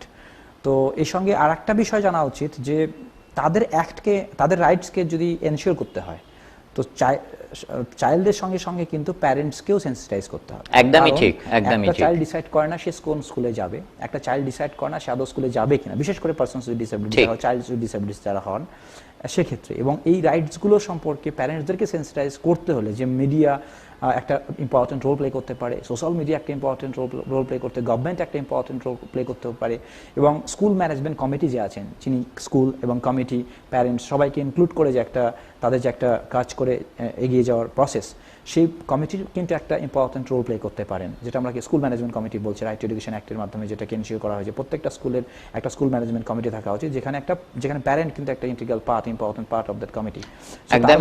তার মধ্যে দিয়ে কিন্তু প্যারেন্টদেরকে অ্যাডমিশন পলিসি সম্পর্কে অ্যাওয়ার করা যেতে পারে, অ্যাডমিশন পলিসিতে কি প্রবলেম তারা ফেস করছে সেইগুলো তাদের কাছ থেকে ইনপুট নেওয়া যেতে পারে, অ্যাকর্ডিংলি মডিফাই করা যেতে পারে পলিসিকে। এবং সঙ্গে সঙ্গে যদি কোনো স্কুল অ্যাডমিশন ডিনাই করে, তাহলে তার এই ডিনাই করার পর যদি ডিনাই করে, তাহলে সেই প্রবলেমটা নিয়ে তারা কার কাছে যাবেন এই প্রবলেমটাকে অ্যাড্রেস করার জন্য, কোন অথরিটির কাছে, এবং যে অথরিটির কাছে যাবেন সেই অথরিটির কী দায়িত্ব থাকবে, সেই দায়িত্বগুলো কি, সেই সম্পর্কেও কিন্তু প্যারেন্টকে সেন্সিটাইজ করা দরকার। তারা হেডমাস্টার মশাইয়ের কাছে যাবেন না, অ্যাসিস্ট্যান্ট স্কুল ইন্সপেক্টরের কাছে যাবেন না, ডিআইয়ের কাছে যাবেন না, লোকাল বিডিও না, এসডিও না, অথরিটির কাছে যাবেন, কার কাছে যাবেন সেটা সম্পর্কেও কিন্তু একটু সেন্সিটাইজ থাকা দরকার, এবং এগুলো সবই ক্লিয়ারলি স্টেটেড হওয়া দরকার। কারণ ম্যাক্সিমাম ক্ষেত্রে যারা পারসনস উইথ ডিসেবিলিটি প্যারেন্ট হন তারা কিন্তু এই প্রবলেমগুলো ফেস করেন। একদমই ঠিক কথা, একদমই ঠিক কথা। এরিয়াতে বা ফার্স্ট জেনারেশন লার্নার যারা হয় তারা কিন্তু ফেস করেন। আর আরেকটা জিনিস, আপনি যদি একটু ডিসেবিলিটি স্ট্যাটিস্টিক্স পড়ে নেন বা একটু রিসার্চ করা যায়, তাহলে দেখা যাবে যে maximum persons with disabilities are coming from the parents or illiterate are the first generation learner. So তারা কিন্তু এই প্রবলেমগুলো হিউজ পরিমাণে ফেস করে। তো আমার মনে হয় এই রাইট সম্পর্কে সেন্সিটাইজ করা প্যারেন্টসকে অ্যাজ ওয়েল অ্যাজ স্টুডেন্টসকে, এবং এই ক্ষেত্রে স্কুলকে, কমিউনিটিকে এবং ডিপার্টমেন্ট কনসার্নকে কিন্তু খুব একটা ইম্পর্টেন্ট রোল প্লে করতে হবে আমার মনে হয়। আসলে এই সেন্সিটাইজেশনটা যদি প্যারেন্টদের জন্য করা যায়, ইনফ্যাক্ট অনেক ক্ষেত্রে প্যারেন্টরা মনে করে, তারা হয়তো জানেই না যে তাদের ছাত্রছাত্রী, তাদের যে ছেলে মেয়ে রয়েছে তাদেরকে নিয়ে আমি স্কুলে অ্যাডমিশনটা করাতে পারি খুব অনায়াসে, এবং বিভিন্ন ফেসিলিটিস রয়েছে সেগুলো দিলে হয়তো চাইল্ডের ডেভেলপমেন্ট অনেক তাড়াতাড়ি হতে পারে, অনেক বেটার ওয়েতে হতে পারে। সুতরাং তাদের সেন্সিটাইজ করাটাও আমাদের স্কুলের তরফ থেকে অত্যন্ত গুরুত্বপূর্ণ একটা কাজ। আমাদের দৃঢ় বিশ্বাস, আমাদের এই মুহূর্তে আমরা দেখেছি যে অ্যাডমিশন ডিনায়াল হয়তো অনেকটা কমে গেছে, খুব ভালোভাবে এগোচ্ছে, এবং আগামী দিনে এটা আরও স্মুথ হবে, আরও বেটার হবে, সোসাইটির বেনিফিট হবে, এটা আমাদের দৃঢ় বিশ্বাস। আরেকটি প্রশ্ন যেটা আমার থাকছে ডক্টর সরকারের কাছে, এই যে টিচিং লার্নিং প্রসেস, অ্যাডমিশন তো হলো, অ্যাডমিশন হওয়ার পরে চিলড্রেন উইথ স্পেশাল নিড, এই সমস্ত বাচ্চারা যারা আসছে ইনক্লুসিভ এনভায়রনমেন্টে, তাদের টিচিং লার্নিং প্রসেস কী ধরনের চেঞ্জ আনলে একটা inclusive environment, actual and real inclusive environment আমরা ক্লাসরুমে তৈরি করতে পারবো, সেটা যদি একটু বলেন আমাদের। এক্সেলেন্ট, অ্যাকচুয়ালি এটা খুবই ইম্পর্টেন্ট প্রশ্ন, অ্যান্ড আমি প্রথমে আপনাকে ধন্যবাদ জানাই এত সুন্দর একটা প্রশ্ন করার জন্য। বেসিক্যালি আমরা যদি টিচার্স ট্রেনিং প্রোগ্রামকে দেখি, 2014-এর পর প্রায় সমস্ত টিচার কোয়ালিফাইড হয়ে তবেই সার্ভিসে জয়েন করেন স্কুলে। কেউ স্পেশাল বিএড করে আসেন, কেউ জেনারেল বিএড করে আসেন। Both of the curriculum core point থেকে প্রায় সেম, এবং যারা স্পেশাল ব্যাকগ্রাউন্ড থেকে আসে তারা হয়তো ডিসেবিলিটি সম্পর্কে একটুখানি বেশি নলেজ নিয়ে আসেন। কিন্তু আমার রিসার্চ এবং আমার যা এক্সপিরিয়েন্স, আমি যা নোটিস করেছি, পড়েছি, শুনে দেখেছি, এক্সপিরিয়েন্স করেছি through out my research work, সেটা হচ্ছে যে পেডাগজি বা টিচিং লার্নিং স্ট্র্যাটেজি বা টেকনিক বা আর্ট বা যে কৌশল আমরা ব্যবহার করি পড়ানোর ক্ষেত্রে, আমরা মেন স্ট্রিম স্কুলিং সিস্টেমে আমাদের টিচাররা যেটা ব্যবহার করেন, সেই পেডাগজি কিন্তু ইনক্লুসিভ নয়। আমরা হয়তো ইনক্লুসিভ এডুকেশনের স্বপ্ন দেখছি, আমরা পলিসি তৈরি করছি, লেজিসলেশন তৈরি করছি, অ্যাফার্মেটিভ অ্যাকশন নিয়ে আসছি, প্রোগ্রামস লঞ্চ করছি, financial support provide করছি to a great extent to the persons with disabilities and the person who are responsible to welcome the persons with disabilities in the mainstream schooling system, কিন্তু আমরা যে pedagogy use করছি, যে teaching learning process ব্যবহার করছি, সেটা কিন্তু inclusive নয়। ফর এক্সাম্পল, ইনক্লুসিভ নয় কেন বলছি? দেখুন, চিলড্রেন উইথ ডিসেবিলিটিসকে স্কুলে নিয়ে আসা এবং তাকে সেখানে সাস্টেন করাতে হলে, সেখানে রাখতে হলে এবং সাকসেসফুলি তাকে এডুকেশন পেতে সাহায্য করতে হলে আমাদের টিচিং লার্নিং প্রসেসকে ইনক্লুসিভ করে তুলতে হবে। এবং সেক্ষেত্রে আমাদেরকে একটা মডেল ফলো করতে হবে, সেটা হচ্ছে ইউডিএল মডেল, যার পুরো নাম হচ্ছে universal design for learning. UDL model হচ্ছে 3টে প্রিন্সিপালকে উপরে বেস করে চলে। Principal number 1, multiple ways of representation. For example, আমরা যে কন্টেন্টটা ডেলিভার করছি ক্লাসরুমে, যেটা পড়াচ্ছি, হয়তো লেকচার মেথডে পড়াচ্ছি বা চক অ্যান্ড টক মেথডে পড়াচ্ছি বা জাস্ট রিটেন ওয়েতে পড়াচ্ছি, সো এটা একটা 1 or 2 মেথডের স্টাইল দ্যাট আর এমপ্লয়িং। এটা হয়তো কিছু সংখ্যক স্টুডেন্টসকে অ্যাড্রেস করতে পারে, কিন্তু সকল ধরনের স্টুডেন্টসকে কিন্তু অ্যাড্রেস করতে পারে না, বা সকল ধরনের স্টুডেন্টের জন্য কিন্তু এই চক অ্যান্ড টক মেথডটা ঠিকঠাক নয়, বা এই লেকচার মেথডটা ঠিকঠাক নয়। তাহলে সেখানে যারা অডিও ভিজুয়াল লার্নার বা অডিও লার্নার বা কাইনেস্থেটিক লার্নার, ভিজুয়াল ইম্পেয়ারমেন্ট যাদের আছে বা হিয়ারিং ইম্পেয়ারমেন্ট যাদের আছে, বা slow processing problem specific learning disability যাদের আছে, সো মেমোরি রিলেটেড প্রবলেম যাদের আছে, তো বা মেন্টাল ডিসঅর্ডার রিলেটেড প্রবলেম যাদের আছে, তাদের ক্ষেত্রে কিন্তু আমরা সেভাবে পৌঁছাতে পারবো না। কারণ সেই পথে যারা, মানে তারা যেভাবে শিখতে চায়, আমরা সেইভাবে শেখাচ্ছি না। একদমই ঠিক। পারসেপশন তো সবার আলাদা, সবাই বিভিন্ন ভাবে শেখে। Each and every individual is different in the classroom, and we have a classroom like diverse classroom. Now we have a heterogeneous classroom, and প্রত্যেকটা স্টুডেন্টই কিন্তু different in terms of the way they learn, in terms of their rate of learning, in terms of the style they used to follow to learn, তাই না? প্রত্যেকই আলাদা। একদমই ঠিক। আমি এটা নিয়ে আমি আমাদের দীর্ঘদিনের সায়েন্স টিচার্স ট্রেনিং প্রোগ্রামের অভিজ্ঞতা থেকে আমরা দেখতে পেয়েছি যে শুধুমাত্র স্পেশাল চিলড্রেন কেন, যে কোনো ক্লাসরুমের ক্ষেত্রেই এটা অ্যাপ্লিকেবল। এভরি চাইল্ড, সমস্ত ক্লাসরুমে কিন্তু এই সমস্যা রয়েছে, এবং এই সমস্যাকে ডিফারেন্ট ওয়ে অফ টিচিং যদি করি অফ আ পার্টিকুলার কনসেপ্ট, তাহলেই হয়তো সমস্যার সমাধান করা যায়। আপনি বলে সেটাই বলতে চাইছেন, multiple way of presentation. So আমি যে কনসেপ্টটা ডেলিভার করতে চাইছি, সেটা যেন মাল্টিপল মোডালিটি বা মাল্টিপল ওয়েতে প্রেজেন্ট করা হয়, so that I can reach to each and every child of the student, each and every mind of the child, তাই না? সেটা পৌঁছাতে পারি। আদারওয়াইজ সেই গল্পের মতো হবে যে একজন স্কলারলি, আমি বলে গেলাম কলেজে, মানে একটা অন্যজন শুনলো কি শুনলো না তার কোনো গুরুত্ব হলো না। সেটাই, মানে এরকম একটা জাস্ট আমার একটা লাইন মনে পড়ছে এরকম, যে একজন ভীষণ ভালো স্কলার এসে পড়িয়ে যাচ্ছেন স্কুলে এবং ওয়ার্ল্ড ওয়াইড তার নাম আছে, ভীষণ ফেমাস। ক্লাসের শেষে উনি জিজ্ঞেস করছেন যে সব বোঝা গেছে তো, সব বুঝতে পেরেছো তো? তো পেছন বেঞ্চ থেকে একজন স্পেশাল চাইল্ড, অনেস্ট চাইল্ড দাঁড়িয়ে বলছে, I have not learned anything. তো উনি জাস্ট শকড, এবং তারপরে টিচার জিজ্ঞেস করছেন কেন? তো উনি জাস্ট সিম্পলি একটা ওয়ার্ডে বলে দিলেন, I cannot learn the way you teach, can you teach me the way I learn? So আপনি যেভাবে পড়ান সেটা তো আমি শিখতে পারছি না, আমি যেভাবে শিখতে পারি সেভাবে পড়াতে পারবেন তো? If it is yes, then please teach us. Absolutely, that is what should be the spirit, or that is what should be the way we need to involve. এটাই বোধহয় দরকার আগামী দিনে যে কোনো ক্লাসরুমে। ইনক্লুসিভ তো বটেই, কোনো জায়গায় ডিসক্রিমিনেশন থাকবে না, যে কোনো ক্লাসরুম হবে ইনক্লুসিভ, এবং ইনক্লুসিভ ক্লাসরুমে টিচিং লার্নিং প্রসেস আমাদের আরও চিন্তাশীল হতে লাগবে। একভাবে পড়ালে হবে না, বিভিন্নভাবে different way of teaching for a same concept, সেটাকে নিয়ে আসতে হবে। আর একটা বিষয় আমার অ্যাকনোলেজ করা উচিত, আজকে আমি আমার লেকচারে যে সমস্ত লিগাল পার্সপেক্টিভগুলো বলছিলাম inclusive education related, maximum time আমি ফোকাস করেছিলাম persons with disabilities, but I need to acknowledge যে ইনক্লুসিভ এডুকেশন শুধুমাত্র পারসনস উইথ ডিসেবিলিটিসকে নয়, ইনক্লুসিভ এডুকেশন সমস্ত চাইল্ডকে অ্যাড্রেস করে। এটা হোমলেস চাইল্ড হতে পারে, ডেস্টিটিউট চাইল্ড হতে পারে, ফার্স্ট জেনারেশন লার্নার হতে পারে, সোশিও ইকোনমিক্যালি ব্যাকওয়ার্ড চাইল্ড হতে পারে, গিফটেড চাইল্ড হতে পারে, স্পেশালি ট্যালেন্টেড চাইল্ড হতে পারে, ইভেন পারসনস উইথ ডিসেবিলিটিস হতে পারে। So persons with disabilities A part of that large group. একদমই ঠিক। Every student is different. Yes. So every student learn differently. Yes. So it should be for all. Yes, and the second principle is that multiple means of engagement means একটা ক্লাসরুমে প্রত্যেকটা student একই ওয়েতে motivated হয় না। একইভাবে interested হয় না। সো সবার মোটিভেটেড হওয়ার লেভেল আলাদা, সোর্স অফ মোটিভেশন আলাদা, এঙ্গেজমেন্টের লেভেল আলাদা, এঙ্গেজমেন্ট যে হবে ক্লাসরুমে এবং কেন এঙ্গেজ হবে সেই কারণটাও আলাদা। এই এনগেজ করার দায়িত্ব কিন্তু আমাদের টিচারদের। আমাদের ভাবতে হবে যে আমি ক্লাসে 50 জন ছাত্র থাকলে 50 জন একইভাবে শিখবে না বা একইভাবে বুঝবে না, কে কিভাবে বুঝবে তাদেরকে ক্লাস্টার করে করে নিয়ে আমার দায়িত্ব তাকে এনগেজ করে দেওয়া। আপনাদের ক্ষেত্রেও আমাদের অনুরোধ যে আপনারাও এটা মাথায় রাখবেন যখন ক্লাসে পড়াবেন, irrespective of the inclusive education or any kind of education, it is applicable for all, যে ক্লাসে যখন আমি ছাত্রছাত্রী আমার সামনে রয়েছে আমি ডিসক্রিমিনেট করব না, বাট কে কিরকম ভাবে বুঝছে তার নিড অনুযায়ী আমি আমার লেসনটাকে প্ল্যান করব। এটাই বোধহয় দরকার। এক্স্যাক্টলি, এটা হচ্ছে মাল্টিপল মিনস অফ এঙ্গেজমেন্ট, মানে যে যেভাবে ইন্টারেস্টেড হয়, যার লেভেল অফ মোটিভেশন যেমন, তাকে যেন ঠিক সেভাবেই প্ল্যাটফর্ম প্রোভাইড করা হয়, সেই রকমই মেন্টাল, সোশ্যাল, কালচারাল শিখতে পারবে, লার্নিং হবে, প্রত্যেকে ক্লাসে এঙ্গেজ হয় এন্ড অ্যাক্টিভ engagement হলে তবেই অ্যাক্টিভ লার্নিং হবে, otherwise not. So the moment I'm ensuring active engagement in the classroom from the end of the student, I'm sure that the learning outcome will be huge, or learning outcome will be meaningful and efficient enough. And the last principle, that is principles of the multiple means of presentation, expression. Multiple means of expression meaning like প্রত্যেকটা child আমরা হয়তো কেউ আমাদের যে জানা বিষয়টা সেটা হয়তো বলেও কেউ ব্যক্ত করতে পারে, কেউ লিখে ব্যক্ত করতে পারে, কেউ হয়তো তার অ্যাক্টিভিটিসের মধ্যে দিয়ে ব্যক্ত করতে পারে। সো আমাদের যে লার্নিং আউটকাম, মানে আমরা যেটা শিখলাম সেটাই তো লার্নিং আউটকাম, তো সেই আউটকামটাকে জাজ করা হবে বা অ্যাসেস করা হবে, সেই অ্যাসেস করার পদ্ধতিটাও কিন্তু মাল্টিপল হতে হবে, সেটা একটা হলে হবে না।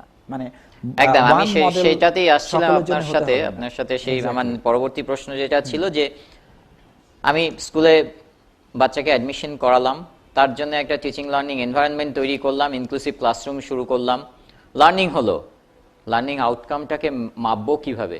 What should be the evaluation process for the learning outcome to be measured? আমি তাকে অ্যানালিসিসটা করব কি করে, ইভ্যালুয়েশনটা করব কিভাবে? এইটা নিয়ে আপনার অভিজ্ঞতা আমাদের সাথে যদি শেয়ার করেন। Actually so the thing is, আপনি যদি একটুখানি রাইট টু এডুকেশন অ্যাক্টকে পড়েন, ওখানে দেখবেন একটা মডেলের কথা বলা আছে, CC, continuous and comprehensive evaluation. আমরা একটা মডেলে ছিলাম, হয়তো পেন পেপার রিটেন এক্সামিনেশন, এর মধ্যে দিয়ে আমরা একজন লার্নারের লার্নিং আউটকামকে অ্যাসেস করতাম। কিন্তু আমার মনে হয় ওই মডেলগুলো অবসোলেট, ওই মডেলগুলো সকলের জন্য কম্পিটেন্ট নয় বা সকলের জন্য অ্যাপ্লিকেবল নয়, কারণ একটা model and we are wanting all the child to fit into that, এটা একদমই ঠিকঠাক কনসেপ্ট না, বিশেষ করে ইনক্লুসিভ পেডাগজি পাঠ হতে পারে না।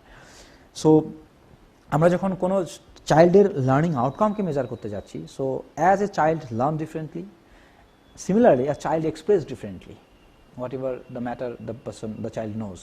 সো সে সেটা জানে, সেটা কিন্তু সে আলাদা আলাদাভাবে এক্সপ্রেস করে, কেউ রিটেন হইতে এক্সপ্রেস করতে পারে, কেউ ইন্টারভিউতে এক্সপ্রেস করতে পারে, কেউ কাজের মধ্যে এক্সপ্রেস করতে পারে, হ্যাঁ, কাউকে প্রশ্ন করলে তবেই সে উত্তর দেবে, না হলে দেবে না, বা একটা সিস্টেমেটিক ওয়েতে প্রশ্ন করলে তবে উত্তর দেবে, না হলে দেবে না। সো ডিফারেন্ট ওয়েতে তারা কিন্তু রিপ্লাই করে তাদের লার্নিং আউটকাম। কিন্তু আমাদের অ্যাসেসমেন্ট বা ইভ্যালুয়েশনের মেন পারপাস হচ্ছে যে চাইল্ড কতটা শিখলো অ্যাকচুয়ালি তার অ্যাসেস করা, তাই তো? ঠিক। সো আমাদেরকে এমন একটা পেডাগজি, এমন একটা সিস্টেম বা অ্যাপ্রোচ এমপ্লয় করতে হবে যার মধ্যে দিয়ে প্রত্যেকটা চাইল্ডের ডিফারেন্ট কন্ডিশনকে মাথায় রেখে যে পদ্ধতিতে বা যে ওয়েতে সে নিজের লার্নিং আউটকামকে এক্সপ্রেস করতে পারে বেস্ট ওয়েতে, সেটার সাথে সামঞ্জস্য রেখে আমাকে অ্যাসেসমেন্ট প্ল্যান করতে হবে, ইভ্যালুয়েশন প্ল্যান করতে হবে। ফর এক্সাম্পল, কি হয়তো পেন অ্যান্ড পেপারে লিখতে ভালো পারে না, একটা এক্সাম্পল দিয়ে বলে দিই, কেস স্টাডি হতে পারে, এক্সাম্পল হতে পারে যে একজন চাইল্ড উইথ লার্নিং ডিসেবিলিটিস একটা টাইপ আছে, ডিসলেক্সিয়া, পড়তে প্রবলেম, স্পেল আউট করতে প্রবলেম, প্রোনাউন্সিয়েশনের প্রবলেম, এরকম। সো বা লিখতে অনেক সময় প্রবলেম হয় তার, বা ডিসগ্রাফিয়া, যা লিখতে প্রবলেম। সো দেখা গেছে এরা লিখতে প্রবলেম কিন্তু ম্যাটার পুরোটাই জানে। তো আমি যদি তার লার্নিং আউটকামকে অ্যাসেস করতে যাই শুধুমাত্র পেন অ্যান্ড পেপারের মধ্যে দিয়ে, তাহলে সে লিখে যাবে, তার মতো করে সে লিখে যাবে এবং সে জানে যে সে ঠিক লিখেছে, কিন্তু অ্যাজ এ টিচার আমি যখন সেটাকে অ্যাসেস করতে যাব তখন আমি দেখবো সেটা ঠিকঠাক লেখেনি, আমাদের প্যারামিটারে ফিট হচ্ছে না, তাহলে সে নাম্বার কম পেয়ে যাচ্ছে বা ফেলও করে যেতে পারে। কিন্তু অ্যাকচুয়ালি যদি দেখা যায়, আপনি যদি তাকে পেন অ্যান্ড পেপারে এক্সামটা না নিয়ে তার সাথে ইন্টারাকশন করেন বা কথা বলেন, সেম প্রশ্নটা আপনি তাকে গিয়ে করুন, তাহলে সে এমনভাবে রেসপন্স করবে যে আপনি বুঝতেই পারবেন না তার মধ্যে প্রবলেমটা ছিল। ঠিক। তাহলে আমি যদি শুধুমাত্র মোড অফ অ্যাসেসমেন্টটা চেঞ্জ করে দিই বা style that you are employing to assess the learning outcome of a child এটাকে চেঞ্জ করে দিই, তাহলে কিন্তু আমরা একটা চাইল্ডকে অ্যাকচুয়াল ওয়েতে অ্যাসেস করতে পারছি। অ্যাকচুয়াল ওয়েতে ইন দ্য মিনস যে প্রসেসে তাকে অ্যাসেস করা দরকার সেই প্রসেস আমরা অ্যাসেস করতে পারছি, মানে তার অ্যাকচুয়াল নলেজটাকে আমরা নিয়ে আসতে পারছি, মেজার করতে বেসড পারছি। অ্যাসেসমেন্ট প্রসেস কিন্তু আমরা এমপ্লয় করতে পারছি বা ব্যবহার করতে পারছি। সো নিড বেসড অ্যাসেসমেন্ট প্রসেসকে ইন্ট্রোডিউস করতে হবে, নিড বেসড অ্যাসেসমেন্ট সিস্টেম। এটা অত্যন্ত গুরুত্বপূর্ণ যে নিড বেস অ্যাসেসমেন্ট হওয়াটা খুব বাঞ্ছনীয় একটা পয়েন্ট আমাদের উনি বলেছেন, এটা হওয়াটা খুব স্বাভাবিক। হয়তো কিছু কিছু সমস্যা আছে যে কিভাবে এতগুলো ছাত্রছাত্রীর মধ্যে আমরা প্রত্যেকের জন্য ইন্ডিভিজুয়াল নিড বেসড অ্যাসেসমেন্ট আনবো, বাট ঠিক আছে, সেটাকে নিয়ে আমরা পরবর্তীকালে হয়তো আরো আলোচনা করব। কিন্তু হয়তো ক্লাস্টার ওয়াইজ করতে পারি, হয়তো 3-4টে ডিফারেন্ট প্রসেসের কথা আমরা ভাবতে পারি যেগুলো সবাইকে ইকুয়াল রাইট দেবে এবং ইকুয়াল ইভ্যালুয়েশনটাও হবে, without hampering the expression of this specially needed children's. তাদের জন্য তো কিছু ভাবনা চিন্তা থাকছেই আমাদের, তো সেই জায়গায় নিড বেস অ্যাসেসমেন্টের কথা বোধহয় আমরা ভাবতেই পারি। অনেক ফর্ম আছে এরকম, যেমন অল্টারনেটিভ অ্যান্ড অগমেন্টেটিভ মেথড ব্যবহার করা যেতে পারে, অল্টারনেটিভ ফর্মস অফ এক্সামিনেশন ব্যবহার করা যেতে পারে, বা ধরুন আজকে টেকনোলজির ব্যবহার আমরা করতে পারি। লার্নিং ডিসেবিলিটি যাদের মধ্যে আছে, টেকনোলজি আমরা তাদেরকে দিতে পারি, তার সাহায্যে তাদের অ্যাকচুয়াল লার্নিং আউটকামকে অ্যাসেস করা যেতে পারে। কোরাইটার অনেক সফটওয়্যার আছে যেগুলো তাদেরকে প্রোভাইড করা যেতেই পারে। আপনার টাইম স্পেস এক্সট্রা দেওয়া যেতে পারে। টাইম এক্সট্রা দেওয়ার প্রভিশন বোধহয় অলরেডি বিভিন্ন পরীক্ষায় রয়েছে, তো অবশ্যই আছে। তো এগুলো সবই রয়েছে। অ্যাকচুয়ালি এগুলোকে আরো প্রপারলি আপনারা যদি সবাই একটু অ্যাওয়্যার হয়ে, আমাদের এই যে সেন্সিটাইজেশন প্রোগ্রাম চলছে, এরপরে ট্রেনিং প্রোগ্রাম চলবে, সেগুলোর মূল উদ্দেশ্য হচ্ছে আপনাদের সমস্ত শিক্ষক শিক্ষিকা যারা স্কুল এডুকেশনের সাথে যুক্ত রয়েছেন তাদের মধ্যে একটা অ্যাওয়ারনেস তৈরি করা, এবং সেই অ্যাওয়ারনেসের উপরে ভিত্তি করে পরবর্তীকালে আপনারা ছাত্রছাত্রীদের এই সুযোগ সুবিধা এবং তাদের প্যারেন্টসদের অবশ্যই এই সুযোগ সুবিধার কথা জানানো এবং কোঅপারেশনের হাত বাড়িয়ে দেওয়া, এবং সেই ছাত্রছাত্রীদের যারা হয়তো একটু সমস্যায় ভুগছে তাদের মেইন স্ট্রিমে নিয়ে আসা, জীবনটাকে আরো সুন্দর করে তারা যেন বাঁচতে পারে এবং সোসাইটি এগিয়ে যেতে পারে। আরেকটি প্রশ্নের কথা আমার মাথায় আসছে, যেটা হচ্ছে টিচার তো রয়েছে ক্লাসে, তারা তো হয়তো যখন তারা তাদের সার্ভিস শুরু করেছে তারা একটা ট্রেনিং নিয়ে এসছে, এবারে প্রতিনিয়ত আমাদের ডিফারেন্ট টেকনোলজি, টুলস, ডিভাইসেস আসছে, ডেভেলপ হচ্ছে, তো টিচার্স এফিসিয়েন্সি বাড়াতে গেলে আমাদের কি করা উচিত? গুরুত্বপূর্ণ প্রশ্ন। প্রথমেই বলে নিই টিচার্স এফিসিয়েন্সি কেন বাড়ানো দরকার। Actually the success rate of the performance of student depend on the level of competence of the teacher. একটা স্টুডেন্ট কতটা ভালো পারফর্ম করবে সেটা অন্যান্য ফ্যাক্টরের চাইতে সবচাইতে বেশি ডিপেন্ড করে যে ফ্যাক্টরের উপরে, সেটা হচ্ছে টিচার্সের competency. So student performance is determined by the level of competency of a teacher. So এই জন্য টিচারের কম্পিটেন্সিকে এনহ্যান্স করাটা খুবই দরকার।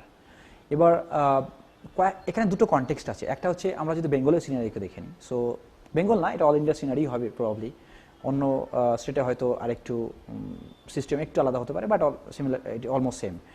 সো আমরা যদি একটু দেখে নিই যে একটা গ্রুপ অফ টিচার আছে যারা অলরেডি সার্ভিসে আছেন একটা টাইমের পর। আমি যদি একটা টাইম ধরে নিই 2014 আগে, দেখুন দু ধরনের teacher training programme government of India মানে অফার করে থাকে। একটা হচ্ছে স্পেশাল এডুকেটর ট্রেনিং, আর একটা হচ্ছে জেনারেল এডুকেটর। তো স্পেশাল এডুকেটর তৈরি হওয়ার জন্য যে কোর্সেসগুলো রান করা হয় সেটা হচ্ছে আরসিআই দ্বারা অ্যাপ্রুভড, এবং আরসিআই সেই module and curriculum and all this things design করে থাকে, অ্যাপ্রুভ করে থাকে, রেকগনাইজ দিয়ে থাকে।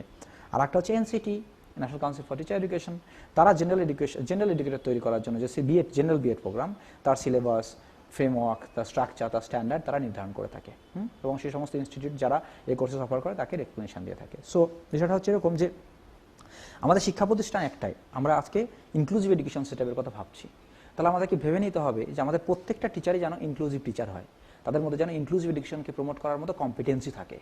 তো আমি যদি একটুখানি আমাদের প্রেজেন্ট কনটেক্সটকে দেখে নিই যে আমাদের টিচার যারা রয়েছেন অলরেডি এবং যারা তৈরি হচ্ছেন তারা কেমনভাবে তৈরি হচ্ছেন এবং যারা রয়েছেন তারা কেমনভাবে তৈরি হয়ে এসেছেন। সো আমরা যদি এটাকে বোঝার চেষ্টা করি তাহলে এরকম আসবে যে 2014 আগে এনসিটি বিএড প্রোগ্রামের সিলেবাস রিভাইজ করার আগে যে সিলেবাসটা ছিল সেখানে আমার ডিসেবিলিটি সংক্রান্ত কারিকুলাম কিন্তু ছিল না, বা ডিসেবিলিটি সম্পর্কে বেশি সাবজেক্ট কিন্তু ছিল না, একটা বা ম্যাক্সিমাম কিছু ইউনিট হয়তো ছিল, একটা বা দুটো ইউনিট বা একটা পার্টিকুলার সাবজেক্টের দ্বারা হিউজ পরিমাণ, ডিসেবিলিটি একটা হিউজ এরিয়া, ইনক্লুসিভ এডুকেশন একটা huge area, inclusive education policy, strategy, everything is huge. So একটা পেপারের মধ্যে দিয়ে কমপ্লিট একটা নলেজ ডিসেমিনেট করা কিন্তু সম্ভব নয়। সো একটা ইনিশিয়াল ট্রেনিং হয়তো তারা পেতো, কিন্তু নট উইথ অ্যাডেকুয়েট নলেজ। সো তারা যারা অলরেডি সেটআপে আছেন তাদের জন্য যেটা হতে পারে, তারা সেটআপে আছেন ঠিক আছে, তো তাদের জন্য ইন সার্ভিস ট্রেনিং প্রোগ্রাম আছে। সো ইন সার্ভিস ট্রেনিং প্রোগ্রামগুলোকে এমনভাবে ডিজাইন করা প্রয়োজন যেখানে ইন সার্ভিস ট্রেনিং প্রোগ্রামের যে মডিউল, সেখানে যেন ডিসেবিলিটি রিলেটেড কন্টেন্ট থাকে, ডিসেবিলিটিকে মানে ডিসেবল পারসনস উইথ ডিসেবিলিটিসকে ইনক্লুসিভ এডুকেশন তাদেরকে হ্যান্ডেল করবার জন্য যা যা করণীয়, রাইট, ইনক্লুসিভ পেডাগজি সম্পর্কে যেন কন্টেন্ট থাকে। ইনক্লুসিভ এডুকেশনকে এক্সিকিউট করতে গেলে যে স্কিল কম্পিটেন্সি দরকার, সেই স্কিল এবং কম্পিটেন্সি ডেভেলপ করার জন্য যে কন্টেন্ট দরকার বা যে স্ট্র্যাটেজি দরকার, সেটা যেন সেই প্রোগ্রামগুলোর পার্ট হয়, in service education, in service teacher এডুকেশনের পার্ট হয়, এটা একটা বিষয়। এবং হয়তো in service education, in service teacher education সেটা হয়তো এখনো পর্যন্ত ম্যান্ডেটরি নয়, বা ম্যান্ডেটরি হলেও অল্প দিনের জন্য ম্যান্ডেটরি। সো আমার মনে হয় প্রতিদিন চেঞ্জ হচ্ছে নিড, চাইল্ডের নিড চেঞ্জ হচ্ছে, সমাজের নিড চেঞ্জ হচ্ছে, এনভায়রনমেন্টের নিড চেঞ্জ হচ্ছে, এবং ডিসেবিলিটি ডাইমেনশন চেঞ্জ হচ্ছে। যেমন আগে ছিল 7 টাইপ অফ ডিসেবিলিটি, নাও তারপরে 8 হলো, তারপরে এখন 21 type of disability we have. So 21 type of disabilities, এবং প্রত্যেকটা ডিসেবিলিটি প্রত্যেকটা ডিসেবিলিটি কিন্তু আরেকটা ডিসেবিলিটি থেকে আলাদা, এবং তাদের নিড নেচার আলাদা, কন্ডিশন আলাদা, চ্যালেঞ্জেস আলাদা, তাদেরকে যে পড়ানোর পেডাগজি সেটাও কিন্তু আলাদা, সেটাও আলাদা হতে লাগবে। সো সেটা কিন্তু প্রতিদিন একটা চেঞ্জ হচ্ছে, evolving process, it is evolving, the area is evolving, the condition, the matter is evolving every day. So আমার মনে হয় টিচারদের যে ইন সার্ভিস ট্রেনিং প্রোগ্রাম, তার মডিউলকে অ্যাডভান্সড ওয়েতে ডিজাইন করার প্রয়োজন আছে। Technology of course can be integral part of that programme, এবং এই ইনক্লুসিভ পেডাগজি সম্পর্কে টিচারদের আরও বেশি করে ট্রেন করার প্রয়োজন আছে। এই জন্য আমার মনে হয় concern department, school education department, আদার কনসার্ন ডিপার্টমেন্ট, এবং ন্যাশনাল ইনস্টিটিউট যেগুলো আছে ডিসেবিলিটি সেক্টরে, 9 ন্যাশনাল ইনস্টিটিউট এবং regional institute, 22 as of now 22 regional institute আছে, রিজনাল সেন্টার আছে আন্ডার দ্যাট ন্যাশনাল ইনস্টিটিউট, এবং স্ট্যাচুটরি বডি আরসিআই হোক বা এনসিটি হোক বা এনসিআরটি হোক বা এসসিটি হোক বা এসসিআরটি হোক, যারা রয়েছেন এডুকেশন সেক্টরের জন্য, স্কুল এডুকেশন সেক্টরের জন্য, তাদেরকে এই মডেলগুলো ইন্ট্রোডিউস করা দরকার, এবং সবার একটা যৌথ প্রচেষ্টা দরকার, কোলাবোরেটিভ তাদেরকে এগিয়ে আসা দরকার, রেগুলার আপগ্রেডেশনের জন্য। It's an evolving process. Yes, they should have a collaboration, they should have a link with each other, and তারা যেন একসঙ্গে এসে একটা কম্পিটেন্ট ইনক্লুসিভ টিচার তৈরি করা যেন তাদের মোটিভ হয়। এই লক্ষ্যে এগিয়ে যাওয়ার জন্য যেরকম পেডাগজিকে রেখে একটা in service training program design করা দরকার, সেরকম যেন করেন, এবং এটা যেন একটা কম্পালসারি পার্ট হয় টিচারদের। এফিশিয়েন্সি বাড়ানোর জন্য কিছু মডেল থাকা দরকার, রেগুলারলি জন্য চলে। এন্ড টু অ্যাড অন, আমাদের যে ন্যাশনাল এডুকেশন পলিসি এসেছে 2020-তে, সেখানে কিন্তু বলেই দেওয়া হচ্ছে যে এখন আর টিচাররা জাস্ট টিচার হয়ে গেলেন, তারপরে আর কোনো ট্রেনিং পেলেন না, এইভাবে চলছে, সেটা একদমই ঠিক নয়। এবং রেগুলার বেসিসে তাদের আপগ্রেডেশন না হলে, নিজেরা আপগ্রেড না করলে পরবর্তী জেনারেশনকে আপগ্রেডেশনের পথ দেখাবো কি করে? তাদের কম্পিটেন্সি লেভেলকে কিন্তু আপগ্রেড করা হবে। ঠিক ঠিক ঠিক। সেকেন্ড হচ্ছে একটা পয়েন্ট যেটা আমি বলতে বলতে থেমে গেলাম, সেটা হচ্ছে আপনার in service training programme. In service training programme এখন যদি আমি এনসিটির বিএড প্রোগ্রামের কারিকুলামকে দেখে নিই, আমি assistant professor from the department of teachers training, so I can tell you about that. Right. So আমি এটাই আপনার কাছে জাস্ট জানতে চাইছিলাম যে অনেক সময় আমরা দেখি, পার্টিকুলারলি স্কুলের যে সমস্ত মাস্টারমশাইরা রয়েছেন, পড়াচ্ছেন, যেটা খুব ভাইটাল একটা পার্ট, আমাদের বেসিক্যালি আমাদের সমাজের পিলারটাও সেখান থেকেই শক্ত হওয়ার কথা এবং হচ্ছে। তো সেই সমস্ত টিচারদের ইন সার্ভিস ট্রেনিংয়ের ব্যবস্থা কি ধরনের আছে? কলেজে অনেক সময় যেটা আমরা দেখতে পারি যে রিফ্রেশার্স কোর্স, ওরিয়েন্টেশন প্রোগ্রাম, সেই সমস্ত থাকছে, যেটা হয়তো স্কুল লেভেলে সেই ধরনের জিনিসগুলো নেই। সুতরাং স্কুলেও তাদের আরেকটু regular upgradation of their knowledge করবার জন্য যদি কিছু ইন সার্ভিস প্রোগ্রামের কথা বলেন, কিছু আছে কিনা, বা সেটা নিয়ে আমরা কি ভাবতে পারি? ডিপার্টমেন্ট অফ স্কুল এডুকেশন অনেক প্রোগ্রাম এভাবে করে থাকেন, এসএস এর আন্ডারে করে থাকেন, আরএমএস এর আন্ডারে করে থাকেন, আইডিসি মানে integrated education for disable children, এই স্কিমের আন্ডারে এই প্রোগ্রামগুলো করানো হয়। IDSS, inclusive education for disable at secondary stage of schooling, এটা করানো হয়। ইভেন বেঙ্গলেও এর আন্ডারে অনেক ট্রেনিং প্রোগ্রাম করানো হয়, বাট আমার মনে হয় সেটা হয়তো খুব একটা বেশি পরিমাণে অ্যাডিকুয়েট নয়। আমার মনে হয় আরও মডিউল, আরও ট্রেনিং, রিগোরাস ট্রেনিংয়ের প্রয়োজন আছে যদি আমরা ইনক্লুসিভ এবং কম্পিটেন্ট টিচার পেতে চাই। আমার মনে হয় আরও দরকার আছে। এক্ষেত্রে যেটা হতে পারে, ইনস্টিটিউট অফ হায়ার এডুকেশন যারা এখন নিউ কোর্সেস লঞ্চ করছে, নিউ কোর্স ডেভেলপ করছে, সেখানে হয়তো অ্যাড অন কোর্সেস আপনি হয়তো নাম শুনে থাকবেন। তো আমার মনে হয় ন্যাশনাল ইনস্টিটিউটের সামনে এগিয়ে আসতে পারে, স্ট্যাচুটরি বডিজগুলো সামনে এগিয়ে আসতে পারে, ইনস্টিটিউট অফ ন্যাশনাল ইম্পর্টেন্স আগে এগিয়ে আসতে পারে, আমাদের national university of education planning and administration যারা আছে তারা এগিয়ে আসতে পারে, আমাদের ইউনিভার্সিটিসগুলো, হায়ার এডুকেশন ইনস্টিটিউটস এগিয়ে আসতে পারে বিভিন্ন অ্যাড অন কোর্সেস নিয়ে, পার্টিকুলার ডিসেবিলিটি নিয়ে, ডিসেবিলিটি পেডাগজি নিয়ে, বা পার্টিকুলার ইনক্লুসিভ এডুকেশনকে নিয়ে, ইনক্লুসিভ এডুকেশন পলিসিকে নিয়ে, লেজিসলেশনসকে নিয়ে ছোটো ছোটো অ্যাড অন প্রোগ্রাম করতেই পারে। এই প্রোগ্রামগুলো স্কুলের সাথে টাই আপ করেও করতে পারে। যেমন আজকে হায়ার এডুকেশন ইনস্টিটিউশনে একটা কাজের ইন্টিগ্রাল পার্ট হয়ে দাঁড়িয়েছে এরকম যে তারা কমিউনিটির সাথে কোলাবোরেট করবে, স্কুলকে ইনটেক করবে। যেমন আমার কলেজ 10টি স্কুলকে ইনটেক করেছে এবং আমরা স্কুলে যাই, দেখি কেমন ধরনের পড়াশোনা করানো হচ্ছে এবং কিভাবে স্কুল এবং হায়ার এডুকেশন ইনস্টিটিউট এবং স্কুলের সঙ্গে কানেকশন এস্টাবলিশ করা যায়, তাদের প্রবলেমগুলোকে জাজ করা, অ্যান্ড অ্যাকর্ডিংলি আমরা রিসার্চকে ডিজাইন করা, রিসার্চ টপিক নেওয়া, সেখান থেকে রিসার্চ করা এবং সেই প্রবলেমগুলোকে সলভ করা, একটা সমন্বয় তৈরি করা, অ্যাকচুয়ালি একটা inclusive effort between the different educational academic institutes within the country. যদি সবাই একটা ইনক্লুসিভ মোডে এগিয়ে আসে তাহলেই হয়তো আমাদের ইনক্লুসিভ এডুকেশনটা আরো সার্থক হবে বলে আমার মনে হচ্ছে। সব জায়গা থেকে আমরা তো সবার থেকে সবসময় শিখছি নতুন নতুন জিনিস, তো সবার মধ্যে যদি একটা ইনক্লুসিভনেস তৈরি করা যায় তাহলেই হয়তো এই এনভায়রনমেন্টটা এবং ইনক্লুসিভ এডুকেশনের যে মূল মন্ত্র সেটা সার্থক হবে। And certainly the children with special need যারা রয়েছেন তাদের যে বিভিন্ন স্কোপস অ্যান্ড ফিউচার সেগুলো আরো ব্রাইট হতে পারে। এক্স্যাক্টলি। আর আমার মনে হয় আমাদের যে টিচার্স ট্রেনিং প্রোগ্রাম আছে তার যে কারিকুলাম আছে সেটাকে আরো অ্যাডভান্স করা দরকার, বিশেষ করে ডিসেবিলিটি সেক্টর থেকে অ্যাডভান্স করা দরকার। এখনও যদি সিলেবাস আমি দেখিনি সেখানে হয়তো 5 টাইপ আর 7 type of persons with disability সম্পর্কে সিলেবাসে রয়েছে, কিন্তু আমাদের এখন 21 টাইপ অফ ডিসেবিলিটিস আছে। তো বাকি ডিসেবিলিটি সম্পর্কে যদি নলেজই না থাকে তাহলে তাদেরকে আমরা আইডেন্টিফাই করতে পারবো না, তাদের প্রবলেমের নেচার কি সেটা জানতে পারবো না। আমি যদি প্রবলেমই না জানি, আইডেন্টিফাই না করতে পারি, তাহলে তার প্রতি যে অ্যাটিটিউড একজন টিচার হিসাবে আমার, সেটা কিন্তু চেঞ্জ হবে না, আমি ওয়েলকাম করতে পারবো না। আর যতক্ষণ না পর্যন্ত সেটাকে, তার প্রবলেমটাকে জানতে পারছি, তার নেচারকে জানতে পারছি, তার প্রতি আমার অ্যাটিটিউড চেঞ্জ না হচ্ছে, ততক্ষণ পর্যন্ত কিন্তু ইনক্লুশন হবে না। সো আমার মনে হয় যে আমাদের টিচার্স ট্রেনিং প্রোগ্রাম যেগুলো আছে তার সিলেবাস, তার কারিকুলামকে আরও অ্যাডভান্স করা উচিত, আরও ইনক্লুসিভ করা উচিত এবং এই ডিসেবিলিটি রিলেটেড এবং ইনক্লুসিভ এডুকেশন রিলেটেড কন্টেন্টগুলোকে আরও বেশি করে অ্যাড করা উচিত। অ্যাট দ্য সেম টাইম আর একটা জিনিস আমি অ্যাড করতে চাই যে দেখুন টেকনোলজি, রেভলিউশন অফ টেকনোলজি আমাদের প্যান্ডেমিক খুব ভালো করে শিখিয়ে দিয়েছে যে টেকনোলজি কত বড় রোল প্লে করতে পারে। See technology can be technology for a person can be something, with the help of that a person can do something, right? But technology persons with disabilities এর ক্ষেত্রে impossible কে possible করে তোলে। একদম একদম, তার তো বহু উদাহরণ আমাদের সামনে রয়েছে। তাদের ক্ষেত্রে ইম্পসিবল কে পসিবল করে তোলে। উই ক্যানট ইমাজিন যে একটা ছোট্ট টেকনোলজির সাহায্যে একটা স্পেশাল নিড চাইল্ড কি এক্সিলেন্ট পারফর্ম করতে পারে এবং তারা কতটা এনজয় করতে পারে তাদের লার্নিং প্রসেসকে। কারণ এই টেকনোলজির মধ্যে দিয়ে ওই যে multiple ways of presentation, multiple mode of engagement and multiple means of assessment, EDL model, এটাকে খুব সুন্দরভাবে ইমপ্লিমেন্ট করা যেতে পারে। তাই আমার মনে হয় যে সমস্ত ইনস্টিটিউট টেকনোলজি অ্যাডভান্সমেন্টের জন্য রেসপন্সিবল, টেকনোলজিক্যাল রিসার্চের জন্য রেসপন্সিবল, লাইক এনসিটি, এনসিআরটি বা সেন্ট্রাল ইনস্টিটিউট অফ টেকনোলজি যারা আছে, ইভেন আইআইটিস, এনআইটি বলছিলাম যে ইতিমধ্যে আমরা professor Anupam Basu, NIT Durgapur director, NIT Durgapur, ওনাকে পেয়েছিলাম আমাদের মধ্যে। এই বিভিন্ন রকম ডিসেবিলিটিস নিয়ে টেকনোলজিক্যালি কিভাবে তাদেরকে এগিয়ে নিয়ে যাওয়া যায়, কি ধরনের টেকনোলজি ডিভাইসের ইমপ্লিমেন্টেশন, সেই সম্বন্ধে একটু শুনে নেব উনি কি বলেছেন আমাদেরকে। পশ্চিমবঙ্গ সরকারের স্কুল দপ্তর এবং জেবিএনএসটিএস এর পক্ষ থেকে শিক্ষকদের সচেতন করার যে কার্যক্রম নেওয়া হয়েছে, বিশেষ করে বিশেষ ক্ষমতা সম্পন্ন বা চাহিদা সম্পন্ন ছাত্রছাত্রীদের শিক্ষার জন্য, যাদের বলে চিলড্রেন উইথ স্পেশাল নিডস, তাদের জন্য শিক্ষকদের বিশেষভাবে সচেতন করার যে উদ্যোগ নেওয়া হয়েছে সেটা অত্যন্ত সময়োপযোগী এবং গুরুত্বপূর্ণ একটা উদ্যোগ। আজকের দিনে সারা ভারতবর্ষে প্রায় 20 মিলিয়ন মানুষ নানা রকম প্রতিবন্ধকতায় ভোগেন।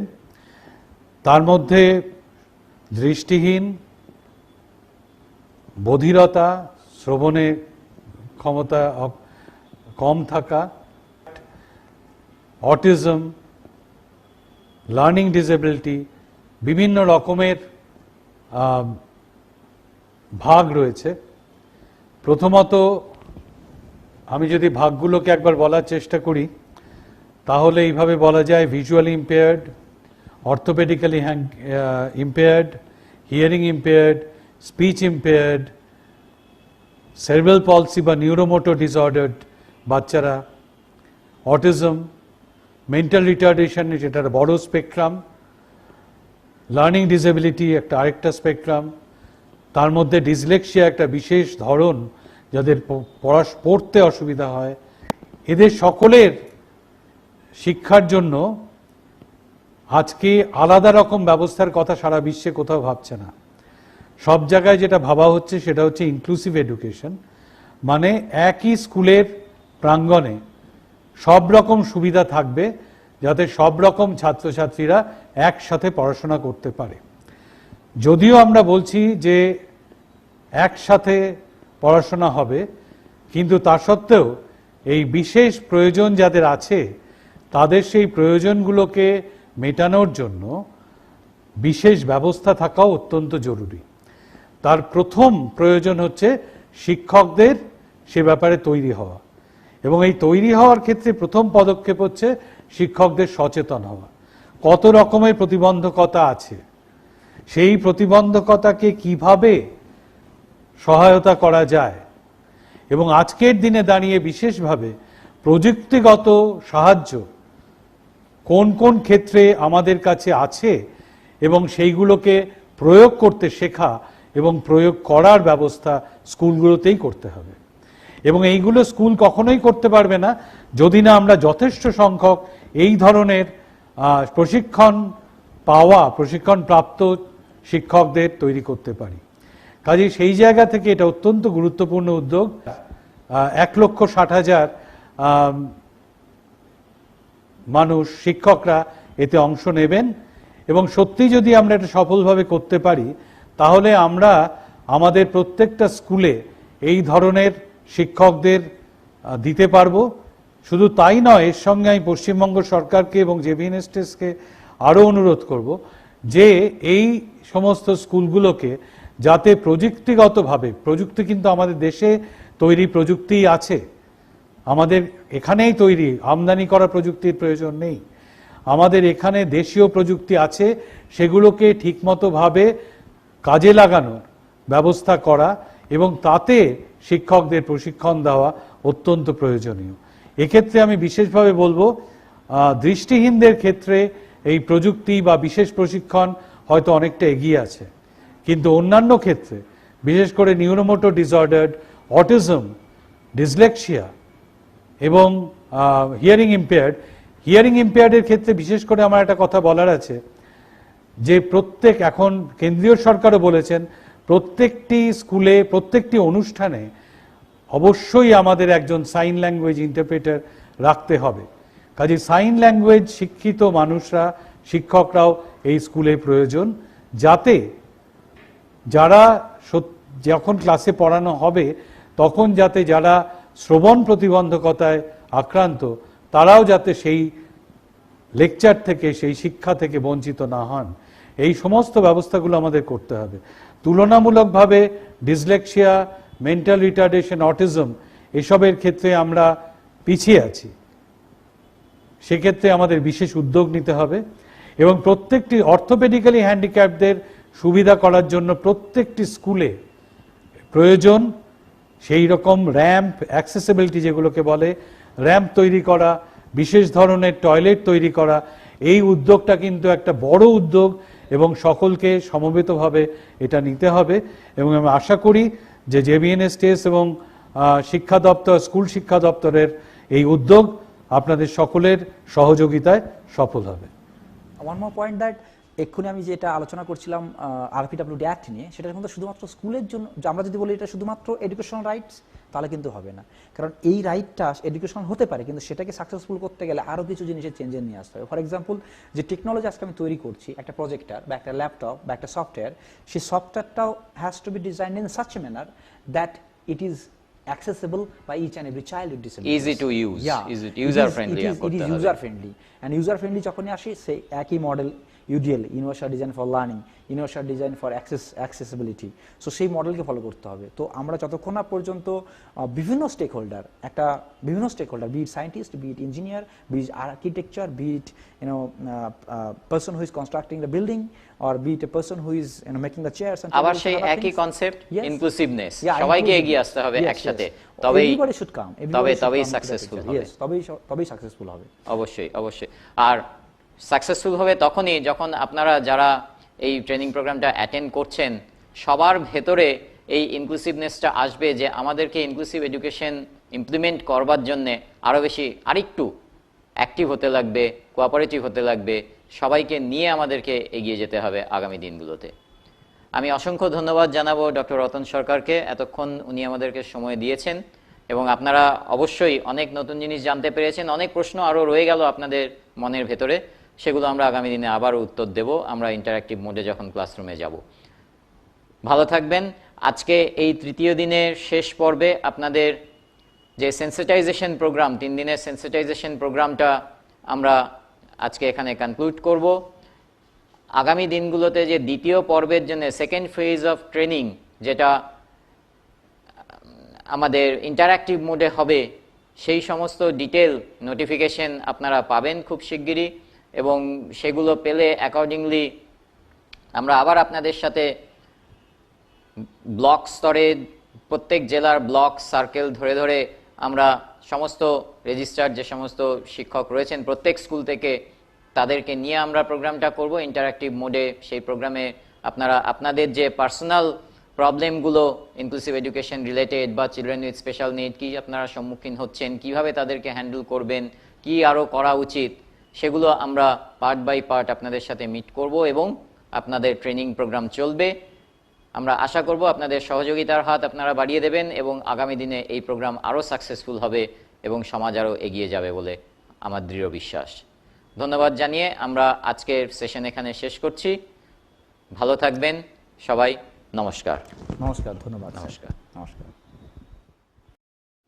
প্রিয় শিক্ষক শিক্ষিকা বৃন্দ, বিগত 3 দিন ধরে আমরা সবাই সচেতনতা বৃদ্ধির জন্য আলোচনাগুলো শুনলাম।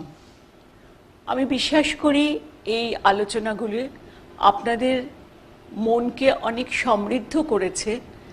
আমরা যে চিন্তাভাবনার জায়গায় অনেক দ্বিধা দ্বন্দ্ব নিয়ে থাকি, সেই জায়গায় আমরা নিশ্চয়ই অনেক শক্তিশালী হতে পেরেছি। যে শিশু ও কিশোরগুলি অনেক সময় আমাদের ক্লাসরুমের মধ্যে ঢুকতে দ্বিধাবোধ করত, আগামী দিনে আমরা শিক্ষকেরা তাদেরকে সাদরে আমাদের কাছে নিতে পারবো। আমাদের জন্য নির্দেশিকা থাকবে যে তাদেরকে কিভাবে আমরা আগামীর পথ চলায় সাহায্য করতে পারবো। আর একদিনে আপনারা সবাই জানলেন যে ডিসেবিলিটি শুধু 1-2 রকম নয়, সেটা অনেক রকম। আগে হয়তো আমরা ভাবতাম কেউ চোখে একটু কম দেখে, কানে একটু কম শোনে, কিংবা পায়ে একটু অসুবিধা, কিন্তু এখন আমরা জেনেছি তার বাদ দিয়েও আমাদের চারিদিকে অনেক রকমের ডিসেবিলিটি রয়েছে, অটিজম রয়েছে, ডিসলেক্সিয়া রয়েছে, আরও নাম না জানা অনেক রকমের মানসিক প্রতিবন্ধকতা রয়েছে। কোনো শিশু হয়তো লিখতে একটু ধীর, কোনো শিশু হয়তো প্রশ্নের উত্তরটা জেনেও দ্বিধাবোধ করে অনেকক্ষণ। এইরকম নানা রকমের প্রতিবন্ধকতাকে বাধা দিয়ে কিভাবে আমরা প্রতিস্পর্ধী শিক্ষাকে আগামী দিনে এগিয়ে নিয়ে যাব, সেই চিন্তাই আমাদেরকে প্রতিনিয়ত এগিয়ে দেবে আগামীর পৃথিবীতে। ধন্যবাদ জানাই বিদ্যালয় শিক্ষা দপ্তর, পশ্চিমবঙ্গ সরকারকে, তাদের সমস্ত অধিকর্তা কর্মীবৃন্দ আমাদের সঙ্গে যেভাবে সহযোগিতা করেছেন, সেই জন্যই একমাত্র সম্ভব হয়েছে Jagadish Bose National Science Talent সার্চের পক্ষে এই অনুষ্ঠানটিকে সম্পূর্ণতায় সাফল্যমণ্ডিত করার। আমি আবারও ধন্যবাদ জানাই Jagadish Bose National Science Talent সার্চের সমস্ত কর্মীবৃন্দকে। তাদের সক্রিয় সহযোগিতায় এই প্রোগ্রামটি করা গেল।